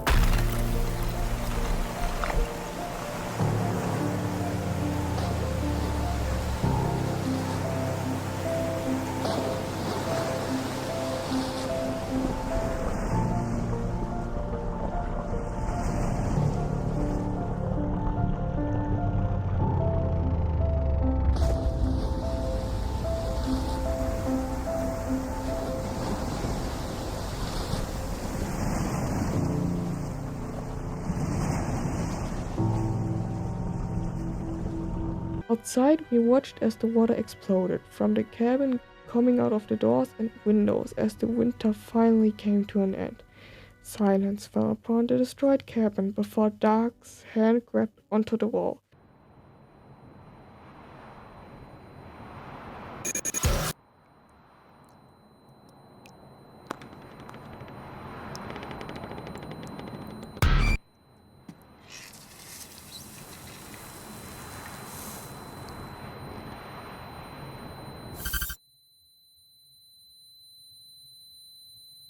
Talk about a cliffhanger, huh? Well, Dark is officially here to be part of the story, fulfill his role as the bad guy. But how does he do it? Let's check it with a heist with Markiplier next. Well, would you look at that? An action-packed adventure with multiple endings, far more than anything we have ever seen before. Yes, please! Before we continue, we want to state that we will not be going over all the endings, as we would love to not destroy the throats of our voice actors. Thanks, Sheep. So we will be talking about all the egos and their stories within this project. Now, who do we start with? Iconic, beloved egos we know so much about, or the brand new egos who have never been introduced before? Actually, let's go with the new egos first, shall we? Yancey, everyone's favorite prisoner, is first on our stop. Yancey is the big shot of the prison with a fantastic singing voice and possibly one of the more iconic voices other than Wilford. He's tough on the exterior with a clear soft side that he shows us, but only if you're nice to him. If we're not nice, then, well, we may have to answer to him or any of his prisoner friends. Well, within the first second of meeting Yancey, we're already in a musical about how great prison life is, and how it's for him, even learning that he's there for murdering both of his parents. Well, that's rather concerning, but we gain the ability to either be nice and befriend Yancey, or we could be rude to him, which we don't understand how anyone can be rude to him, honestly. The first option we get to after his song is if we either choose to stay within prison or escape. Let's choose to stay since he seems pretty chill. He greets us warmly into the prison family as other inmates celebrate our arrival. Within the following months, we learn that our parole is coming up. We don't want to leave our new family, so how do we make sure we stay in prison? Let's stab one of the other inmates. That'll keep us in here. Well, that was an eventful way to stay in, but what happens if we want to leave? We tell Yancey that we want to leave the prison and escape, which genuinely upsets him. Him to the point he's now fighting us. This seems a little extra. Thankfully, or not thankfully, depending on which option you choose, we end up knocking him to the ground, which really upsets the other prisoners. Before they have the chance to jump us at the moment notice, Yancey stopped them, stating he's really impressed by our commitment, and if we really want to escape, he'll help us. The fight didn't go unnoticed and did end up catching guards' attention, as the alarms started to go off, where Mr. Murder Slaughter comes in himself. Wait, you look like Abe.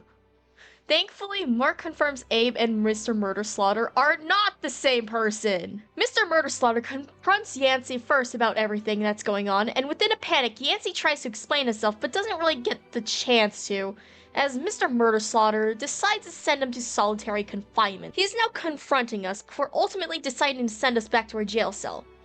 Finally, some alone time in this place. Let's just lay down at...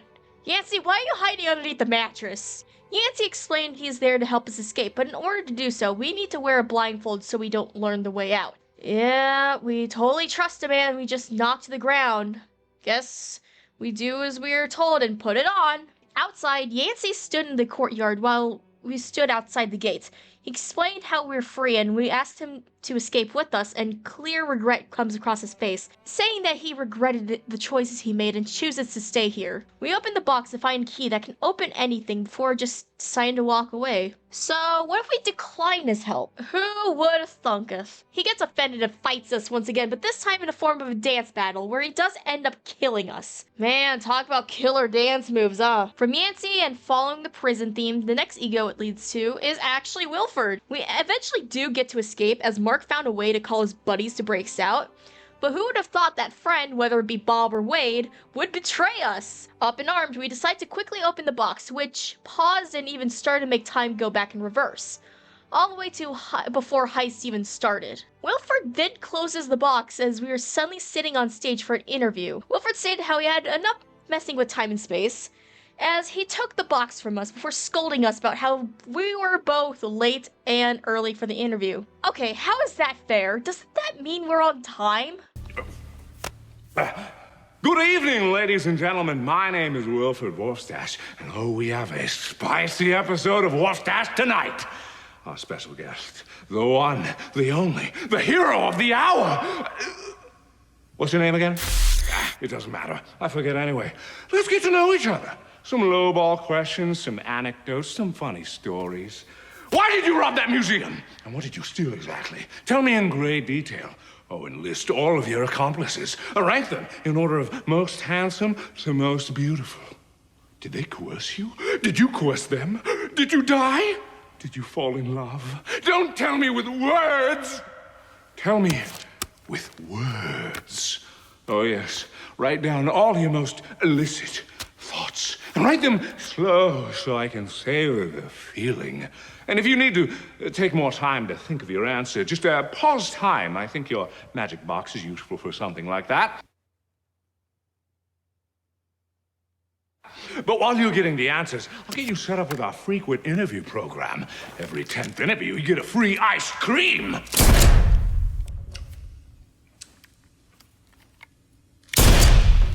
Yeah. Still working some kinks out. Maybe next time we'll have mosquito in here. This time of year? Did you bring it in from that cave? Don't move. It's on your face. Just don't move a muscle. Oh, I know you're not about to kill another guest. Whoa, what makes you say that? The gun? My office. I don't want to hear it now. I have more excuses. Okay, all right.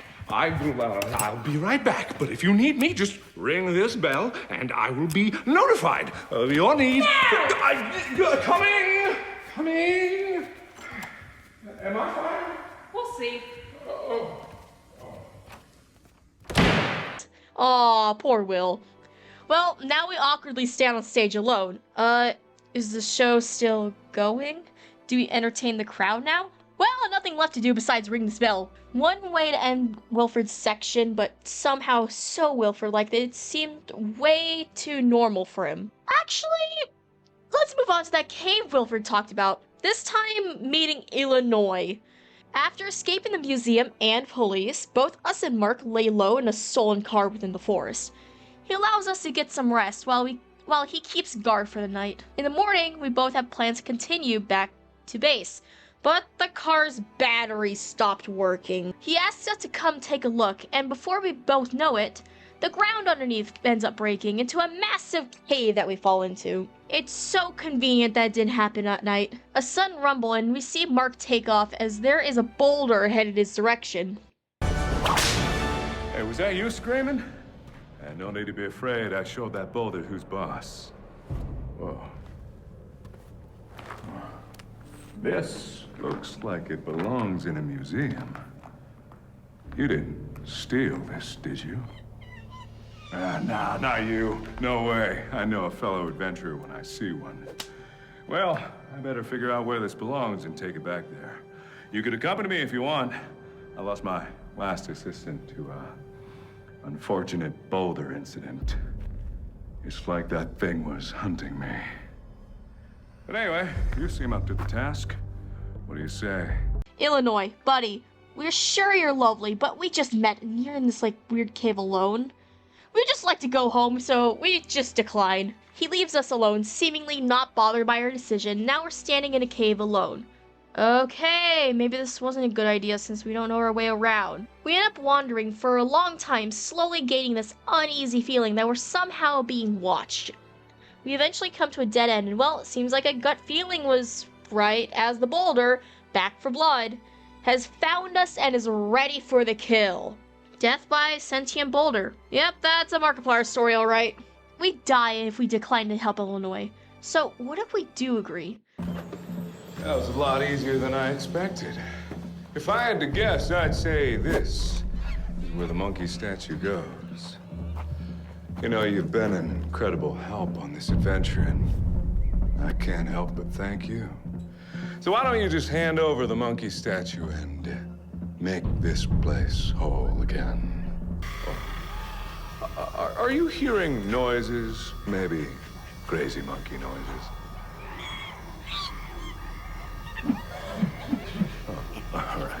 All right, listen, pal.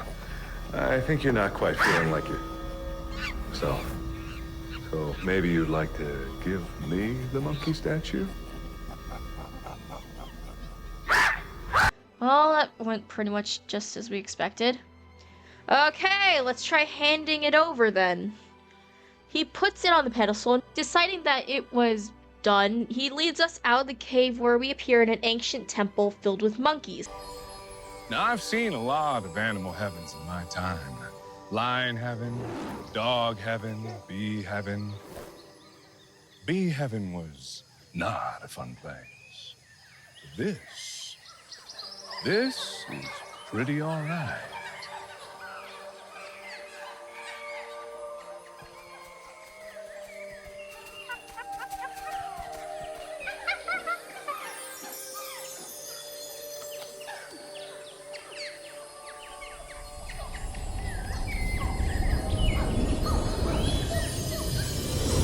Wow, that really was something. Oh, you got a banana. All I got was a rock. Oh well. Not all animal heavens can be winners. I'll see you around, kid. Thanks for the fun adventure. Oh, and I'm sorry if you fell in love with me. They always do.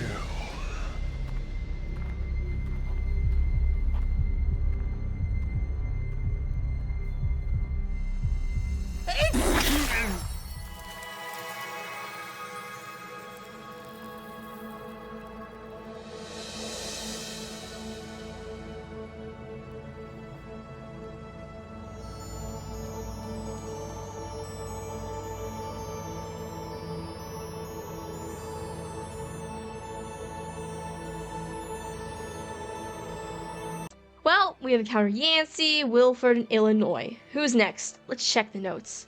Captain Magnum is next.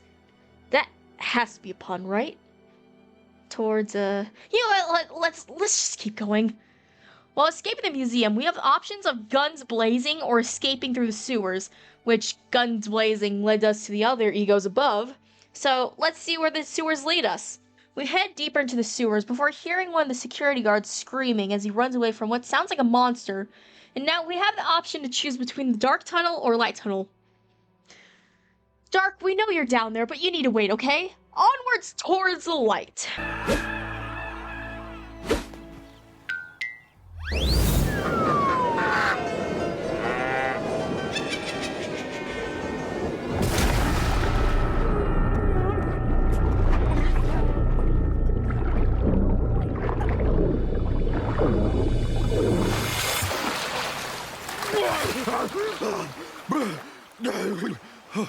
Okay, well, that didn't go as I expected.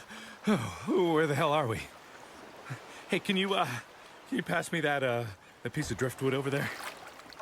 Thanks. Here, take my hand. Okay. So, we are somehow in the middle of the ocean with no one around to help us, and oh, yeah, no way to call for help. No matter. We'll improvise. I'm an improvisationor. Okay, so if we're stuck out here, there's only two possible things we could do. We could wait for someone to rescue us, or we could try to row home. Avast! Prepare to be boarded. What does he mean by boarded?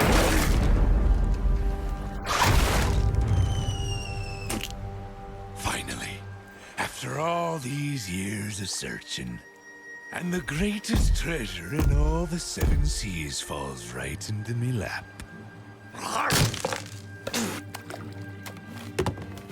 Oh, 'tis truly a thing of beauty.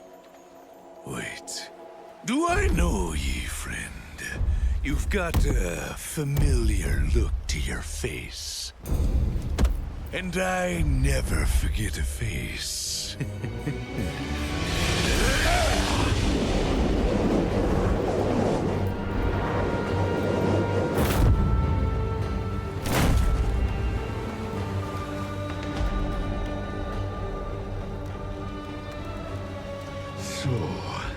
Let's get just one time, friend.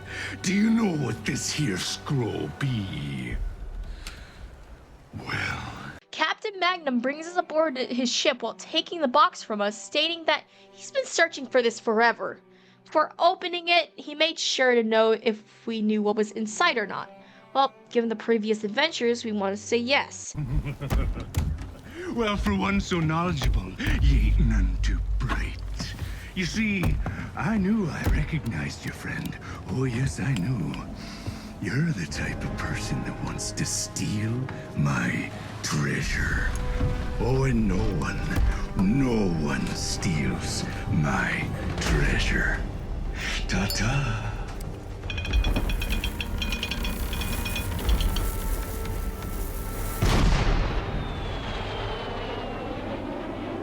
Well, okay, that didn't go well. What if we just say we don't know what's inside? Captain Magnum was satisfied, inviting us to be part of his pirate family. During this jolly celebration of our arrival, he eventually sits down with us, explaining that there's 2 different treasures on the map. He isn't sure which one to go for. Golden treasure or treasured gold? Let's choose the golden treasure then. Sounds reliable. Well, for a place called the Island Golden Treasure, you'd think there'd be a tad bit more golden treasure lying around. If it's treasure you seek, you need only reach out and claim it. Oh, so it'd be that simple, do it? Often, the hardest thing in life are the simplest thing to do. Don't speak in riddles. I don't care for people who think too highly of their own vernacular. I'm not trying to confuse you. I'm just stating. Ah, shut your trap and just show us to the treasure. Very well. Yeah, that's what I'm talking about. Treasure. Give me the treasure. Come on. It's waiting for us. Treasure, the dream of a fool, but a boon for the worthy. So many crave it, so many wait for it, but yet so few are willing to pay the toll. No treasure is obtained without sacrifice, just as you sacrifice much to get here. Shall you be asked to sacrifice one thing more? What have I told you about talking in riddles? It's not a riddle, but do ask yourself, what do you value most in this world? Is it treasure? Oh, yes. No, I wasn't done. I'm asking you, is there anything in your life you truly value above treasure? Wait. You're not saying. You can't be suggesting that I had no idea. You can't possibly mean. If you let me finish, I could explain. Damn you! Damn you and your damn riddles. My friend, I'm sorry for what I have to do. What are you doing? The hardest of What are you doing? Require the strongest. No, what are you doing? No, God, no! Well, that wasn't what we expected. Nor the right answer, so let's try the other island then. Flames rolling down the side. Oh, that'd be something special.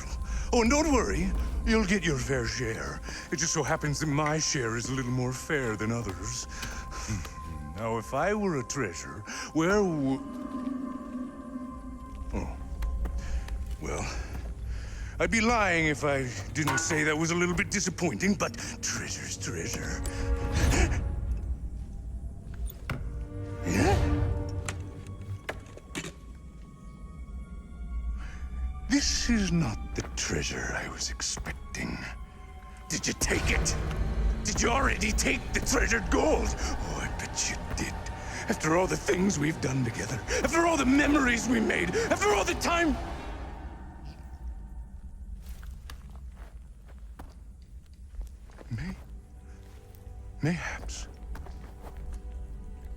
Mayhaps the real treasured gold ain't about the gold you find at the end of the journey. Mayhaps the truest treasured gold is about the friendships you make along the way. I must admit, these past few minutes on the high seas have been some of the best in me life. And who knows, maybe this mirror will be worth a few doubloons.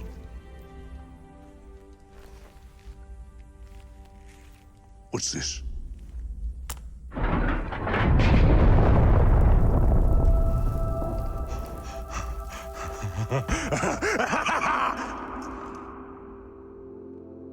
Ah, treasure, the chicken of the sea.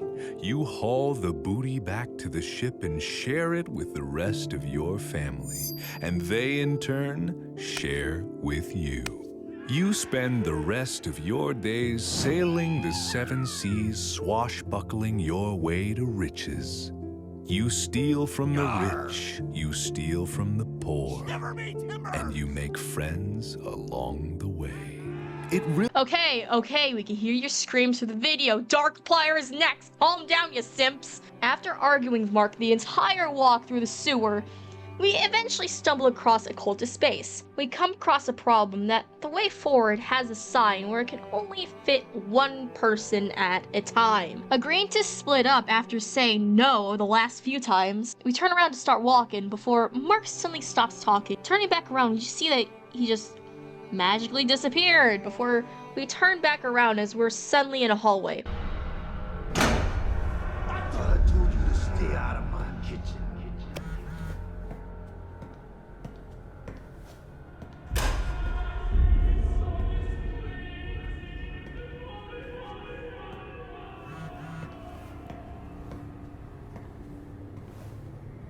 Maybe I shouldn't have trusted someone so goddamn gorgeous.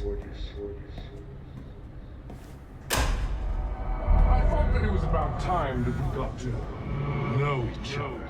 Far, far away from the prying eyes of anyone else. It's not about me. It's about you. And who knows? I could be dead tomorrow. Same snake, different skin.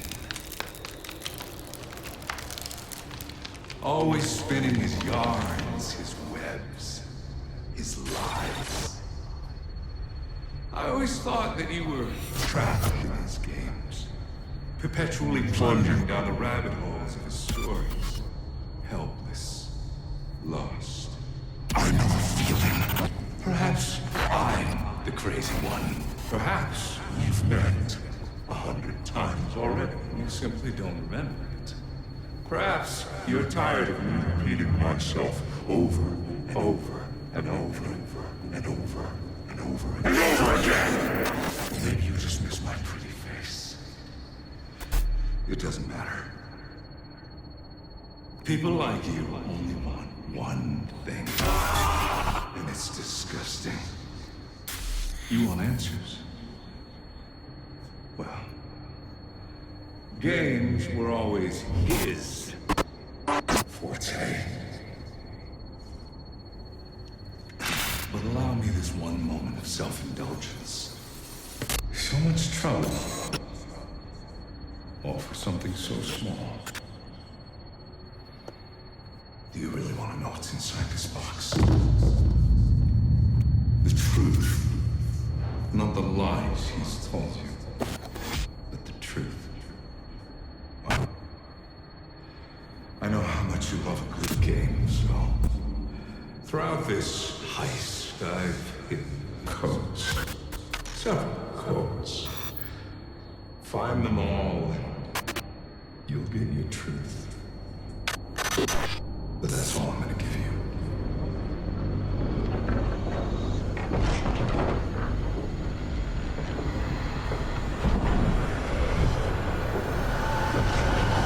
To get our truth, we must find all the codes, and that is all he's going to give us as he sends us away. Well, Dark, thanks buddy, that was very helpful. Maybe? Not really. But while we sit in confusion wondering where the code is, we come to the end of all the ego routes in Heist. Again, if you want to see the non-ego routes, we highly recommend watching a Heist with Markiplier. It's fun and you're sure to have a great time. But we must move on to a story about death.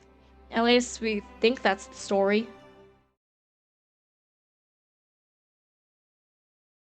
Have you ever wondered what Wilford would be like as an animatronic? No? Well, this is awkward because we're the first people to test out the new Warfstache automated interview automaton, or WIA for short. Wilford's voice echoed through the room from an intercom as the lights flickered on to the turned off animatronic in front of us. He told us to give us a moment as he tries to turn it on before it finally works, after being reasonably freaked out from how terrifying it is in appearance. Wilford admits this message we are hearing is entirely pre-recorded and he's not actually there with us. So we're entirely alone with this animatronic. We're not gonna die, right? It starts as we are here to listen to the animatronic say some numbers for testing. The The animatronic glitches out as the body leans back, speaking a complete garbled static before sitting up properly as the lights around it light up in Wilford's typical colors of pink and yellow. Wilford asked if we heard anything, despite not having the ability to hear us, because, well, he isn't there. How is this any sort of fair when we are the only one in the building? The animatronic stares at us, waiting for a response, and our first response is here. Did we hear numbers or admit we only heard static? We feel like one of these is gonna lead to a certain doom. Let's use numbers to appease the animatronic. Did it work? Please? Yes, it worked! We're moving on to word association, where we have to respond with whatever word that pops into our head first. Okay, what is the Warfstache animatronic gonna say? Initializing word association training protocol round 1. Please respond. Sorry, I didn't get that. Round 2.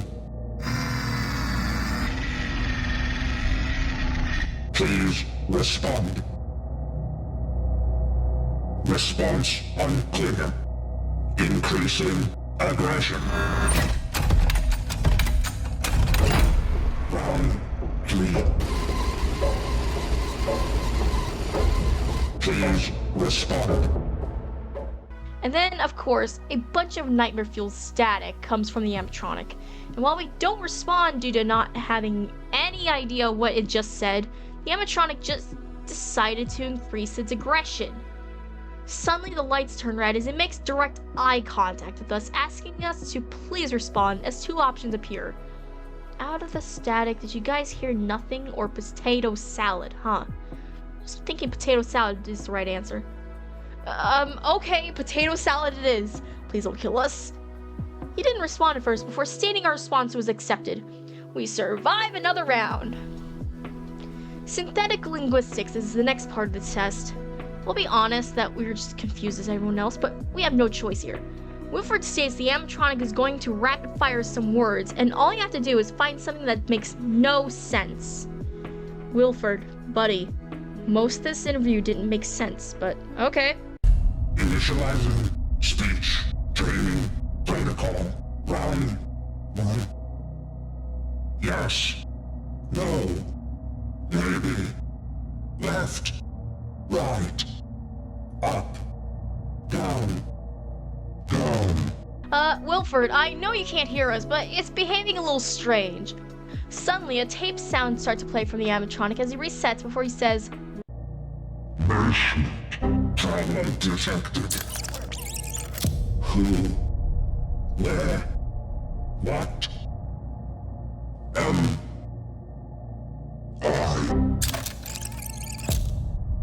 Green. Blue. Yellow. Pink. Red. as the lights immediately go red upon that word. I gotta be honest, not feeling so safe right now. I saw you die. Potato salad. Speech training protocol complete. Is the last words he says to us. Wilford, we are officially scared at this point. We don't want to do this interview. The animatronic bugs out and sparks come from his eye as he leans back. Wilford asks if we heard anything weird as our next choices appear. We aren't sure what is up with the potato salad theme, but we're here for it. That's the right answer. Wilford exclaims it is time for a full-on interview now, telling us it may be the first and only interview of our lives. Hey, Wilford, what does that mean? The interview begins and we're sitting in complete darkness. The animatronic face lights up as one of the eyes moves to look directly at us before it flickers off. The red light is back again as the music of our interview begins.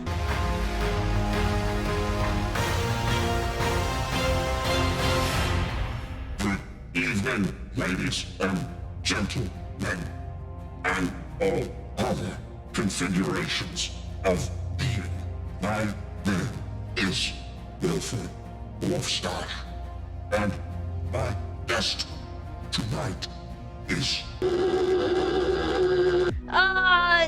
Not our name, but You know what? Sure. The first question he gives us is, How many people have you killed? let me see. 1, 2. Is none an answer? We don't remember actively doing it. Second question begins before the background music starts to repeat itself. Suddenly, the lights turn red before turning off entirely.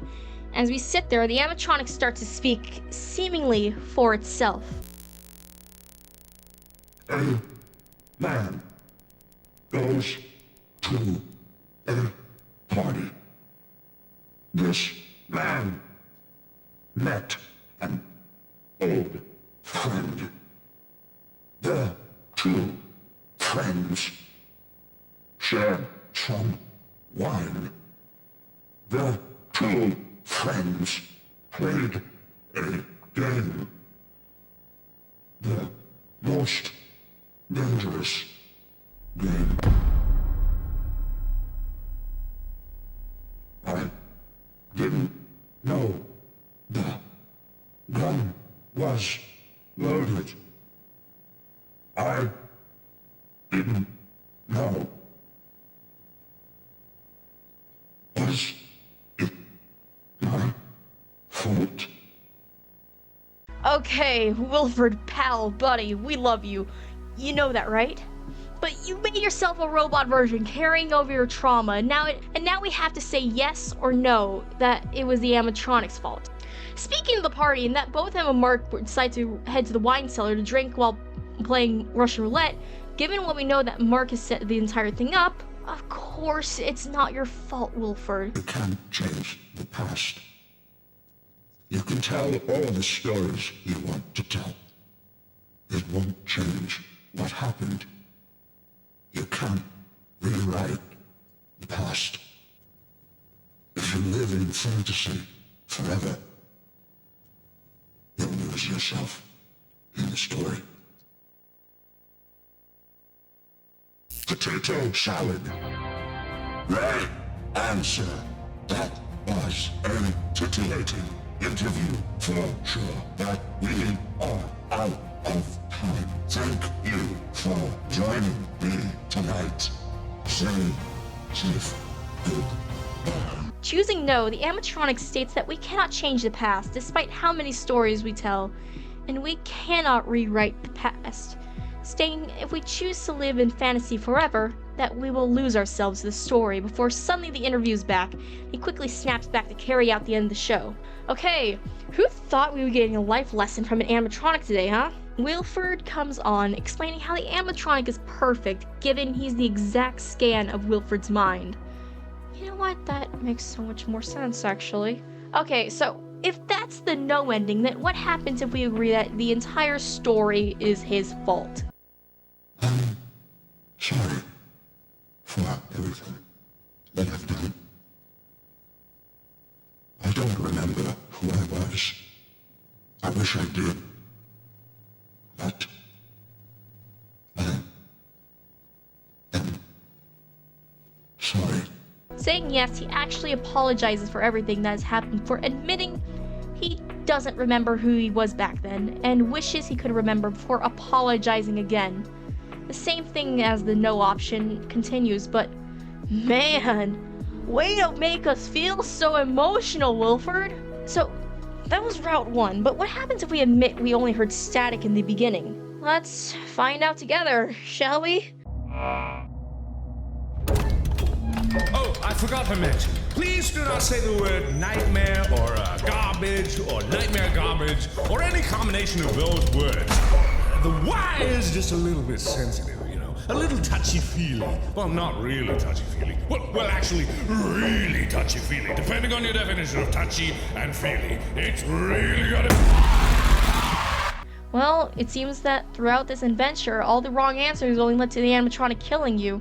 Who would have thunketh? Man, who would have thought we could learn so much about Wilford's internal monologue, about his feelings towards everything that happened? As Wilford does, we move on from the angst and continue forward.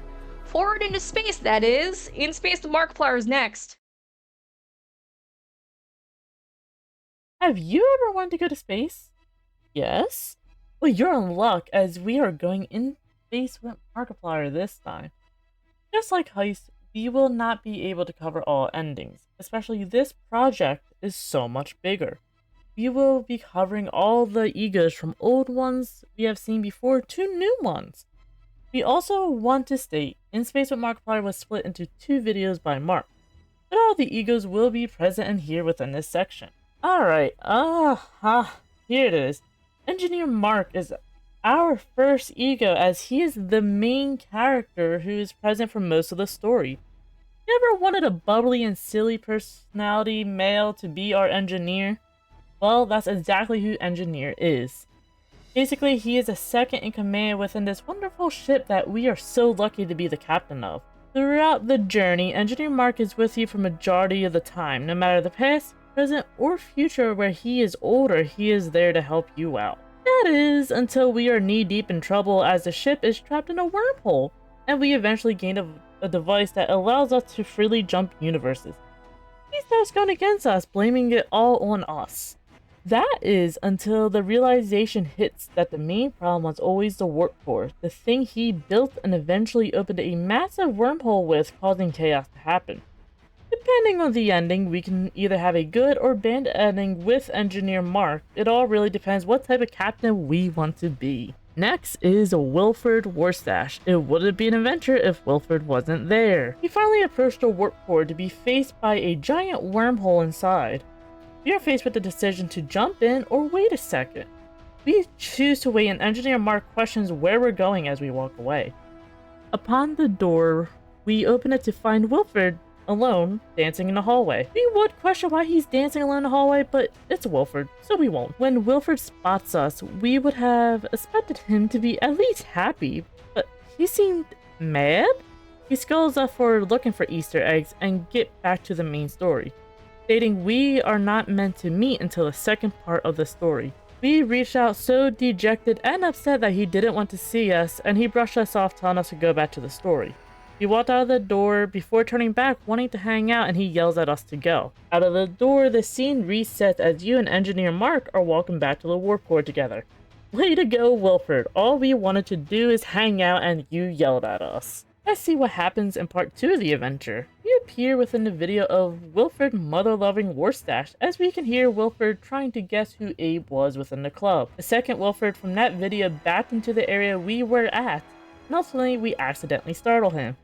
So that's why there's 2 Wilfords in that video. Wilford leads us away from the scene before immediately scolding us, stating we were avoiding him. Wilford, you're the one who yelled at us to leave. Suddenly a pink portal appeared, hinting it was your time to go, and Wilford sighed in annoyance, taking his butterfly knife, poking the portal, causing it to pop. Wilford stated he's finally booking that interview with us no matter what. October 30th, 2019. Why is that date so familiar? Oh, right, it's the interview from A Heist with Markiplier.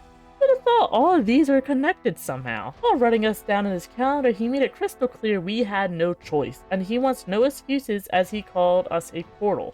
Back in the wormhole, that was clearly owned by Wilford himself, we had 2 choices that appeared, but Wilford stated we get no choice, and he destroyed one of the pathways, forcing us into the exit he chose. Okay, now he can summon wormholes of his liking and determine where they go. We feel that this might be a bit too much power. Well, Wilford was a bit aggressive this adventure around. Well, how about the next ego, huh? Maybe they'll be nice. Oh, it's Illinois. Coming down to a scenario within the story of choosing to run from our problems or to enter a cryopod and fall into eternal sleep, we eventually chose the cryopod option. We fall asleep for who knows how long before hearing movement outside of the pod. The door opens, and at this point it's been long enough for us to be a bit frozen. We watch as Illinois observed us before scoffing, stating he didn't have time for a mummy adventure, as he closed the door and walked off. We don't know we should be offended that he called us horrible looking, or the fact he didn't even bother to help us, but I guess we're moving on. We eventually come to meet Noir. Noir comes out of his pod, narrating to himself as he walks around the bridge, observing you before helping you to figure out how to get out of the wormhole. The options aren't that great and eventually leads to some sort of doom. But don't worry, in part 2 we meet Noir again, but this time, when we were saved from the great horrors, we appeared in Abe's office? Abe and Noir eventually comes face to face, aiming guns at each other before the universe starts to break, causing the two suddenly turn into Henry and Chica. We're not going to question it. Actor Mark is next. Great. We are deep in troubles of space as we are aboard the ship with our lovely alien friend Wug. There's a problem. There's an alien crawling around coming to get us. Of course, as the great brave captain we are, we choose to open the door and face this alien. Well, it attacked us, and this time we appeared in the building known as the Universal Stability Agency, where our lovely friend Lady works. But something is quite weird. Lady is acting really weird, and we eventually learn this isn't our friend. We suddenly appear in her office where she states we destroyed everything before there's a knock at the door. The alien is back and is mimicking everyone around us. As we didn't get to choose an option, the door opens and we, the brave captain, stepped in, but suddenly, instead of an agency or space, we're on a film set. It's eerily empty as we stumble along before finding a room labeled Warp Core, where you can hear yelling inside. Opening the door, we find actor Mark sitting in his chair as he had a makeup artist working on his looks. He is yelling and complaining at the workers as he usually does, stating he only has 1 month of parole left and he needs everything to go right. One of the suitors eventually spot us and panics, shutting the door. We try to open the door again, but this time we are back in space as us and engineer Mark are walking towards the warp core. Moving on from his egotistical self, yes, and our lovely father is next. We awaken in what appears to be a child's bedroom before there's a knock at the door. Stan comes in stating he could hear that we are having a nightmare before asking if it was our nightmare about space. Yes, it was the mean space dream again. To comfort us, he offers to read a book until we fall back to sleep. He gives us the options between horror or romance, just like the options within a date with Markiplier. Let's choose horror. Who doesn't love more scary things while we just woke up from a scary nightmare? Horror leads to our next ego, Murderplier. Suddenly, through the lightning storm outside, we are in the story which was called A Murder with Markiplier, where we are assisting our police friends in a grisly murder case. We enter a bedroom that was covered in plastic where a dead man laid on the bed. As we observe the body, we suddenly glitch and the man was alive. We were there with Murderplier as he stated it's our first time doing this and we get the honor of killing the victim. No thanks, Murderplier. We can just go. The scene starts to glitch wildly between the two scenes as if the universe was breaking right in front of us. The wormhole opened and sucked us in as if it was protecting us from the universe that was falling apart. Then we are set to meet the next ego, Investigator Mark. Okay, he doesn't have an official name, this is just a name we figured out. A gruffled Mark who runs the biggest search operation to find Markiplier, aka that is Mark from A Heist with Markiplier.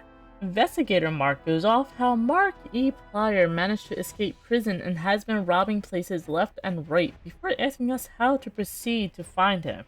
Well, given the fake mustache and really odd outfit, you're Markiplier, aren't you? He scoffed at our suggestion before letting out an amused breath as we were right. He appeared in his outfit, starting to go off about teasing how we are too late. And then the universe starts to eventually break again as the employees goes against him and even start duplicating? Well, that was enough to break the universe. We're on to the next one. We are now set to meet Soldier Mark. Imagine just waking up so peacefully in our cryopod before pulling out a gun heading directly into danger as enemies has taken over the ship. Us and Soldier Mark fight together, firing back before learning that our friend Lady is the one leading this attack, stating we need to shut down the wormhole. Stating there, we realize that Lady has a device she shouldn't be wearing, the same exact device we are wearing that allows us to open the wormholes. We quickly press a button and she rapidly starts pressing hers, trying to cancel out our command. We are well on the way to the next ego now, Diffusal Mark. Yes, the name implies what he does. He defuses bombs. which is what we are currently standing in front of. He doesn't do much besides watch, as he's there to watch us defuse our very first bomb. He trusts us to do this? Oh, that is a mistake. And a mistake we were, because we exploded and eventually we're on to the next egos. Oh yes, at some point, of course, the gyms are here as well. The gym scene is rather short, as it was a normal interview before suddenly hundreds of other gyms started to appear, causing the universe to break in a comedic way. And now we are on to Counselor Mark. We're going camping! After relaxing for a bit, it is time for a horror story which Counselor Mark tells a tale about a monster within these woods. Suddenly, we're in the story where we meet Hihu. Hihu chases us down, and before we are attacked, the wormhole saved us from fate. But what if we weren't saved? If we didn't end up saved, we had the ability to hide, but due to scenarios we can't get into right now, we are eventually sucked into the wormhole. Yes, well, it wouldn't be a Markiplier story without the iconic duo, so Darkiplier is next. Mark absolutely teased us with this, and we didn't even really get to see Dark at all. After the ship finally makes it to the location, somewhere along the way the crystal from our hand has fallen down to the planet, in which Dark approaches it. With just seeing his shoe in his hand, he picked up a crystal stating, So much trouble. All for something so small. Also, everyone's favorite prisoner is back as well. Yancy is here. Man, it's a party. We sit across from Yancy as we are visiting the prison. He talks to us excitedly about everything, before eventually calming down, stating he has also considered our words and has applied for parole, before remembering he has written a song for us. Of course, Mark being evil made it impossible to hear, and we are sucked into the wormhole. No, please let us hear it. Wow, that's the horror route. That is insane. So many different egos. But what about romance? Saint Mark is back, but this time he isn't alone. As the universe breaks, we meet a series of sexual innuendo Mark. It makes it very clear that romance wasn't the thing they're aiming for. Eventually, the scene breaks enough to the point we are sucked back into the wormhole, going over the other endings again. But of course, we are here to talk about the ego, so if you want to know more about the endings, we recommend checking out In Space with Markiplier. But let's finish strong, huh? What an adventure of the video, huh?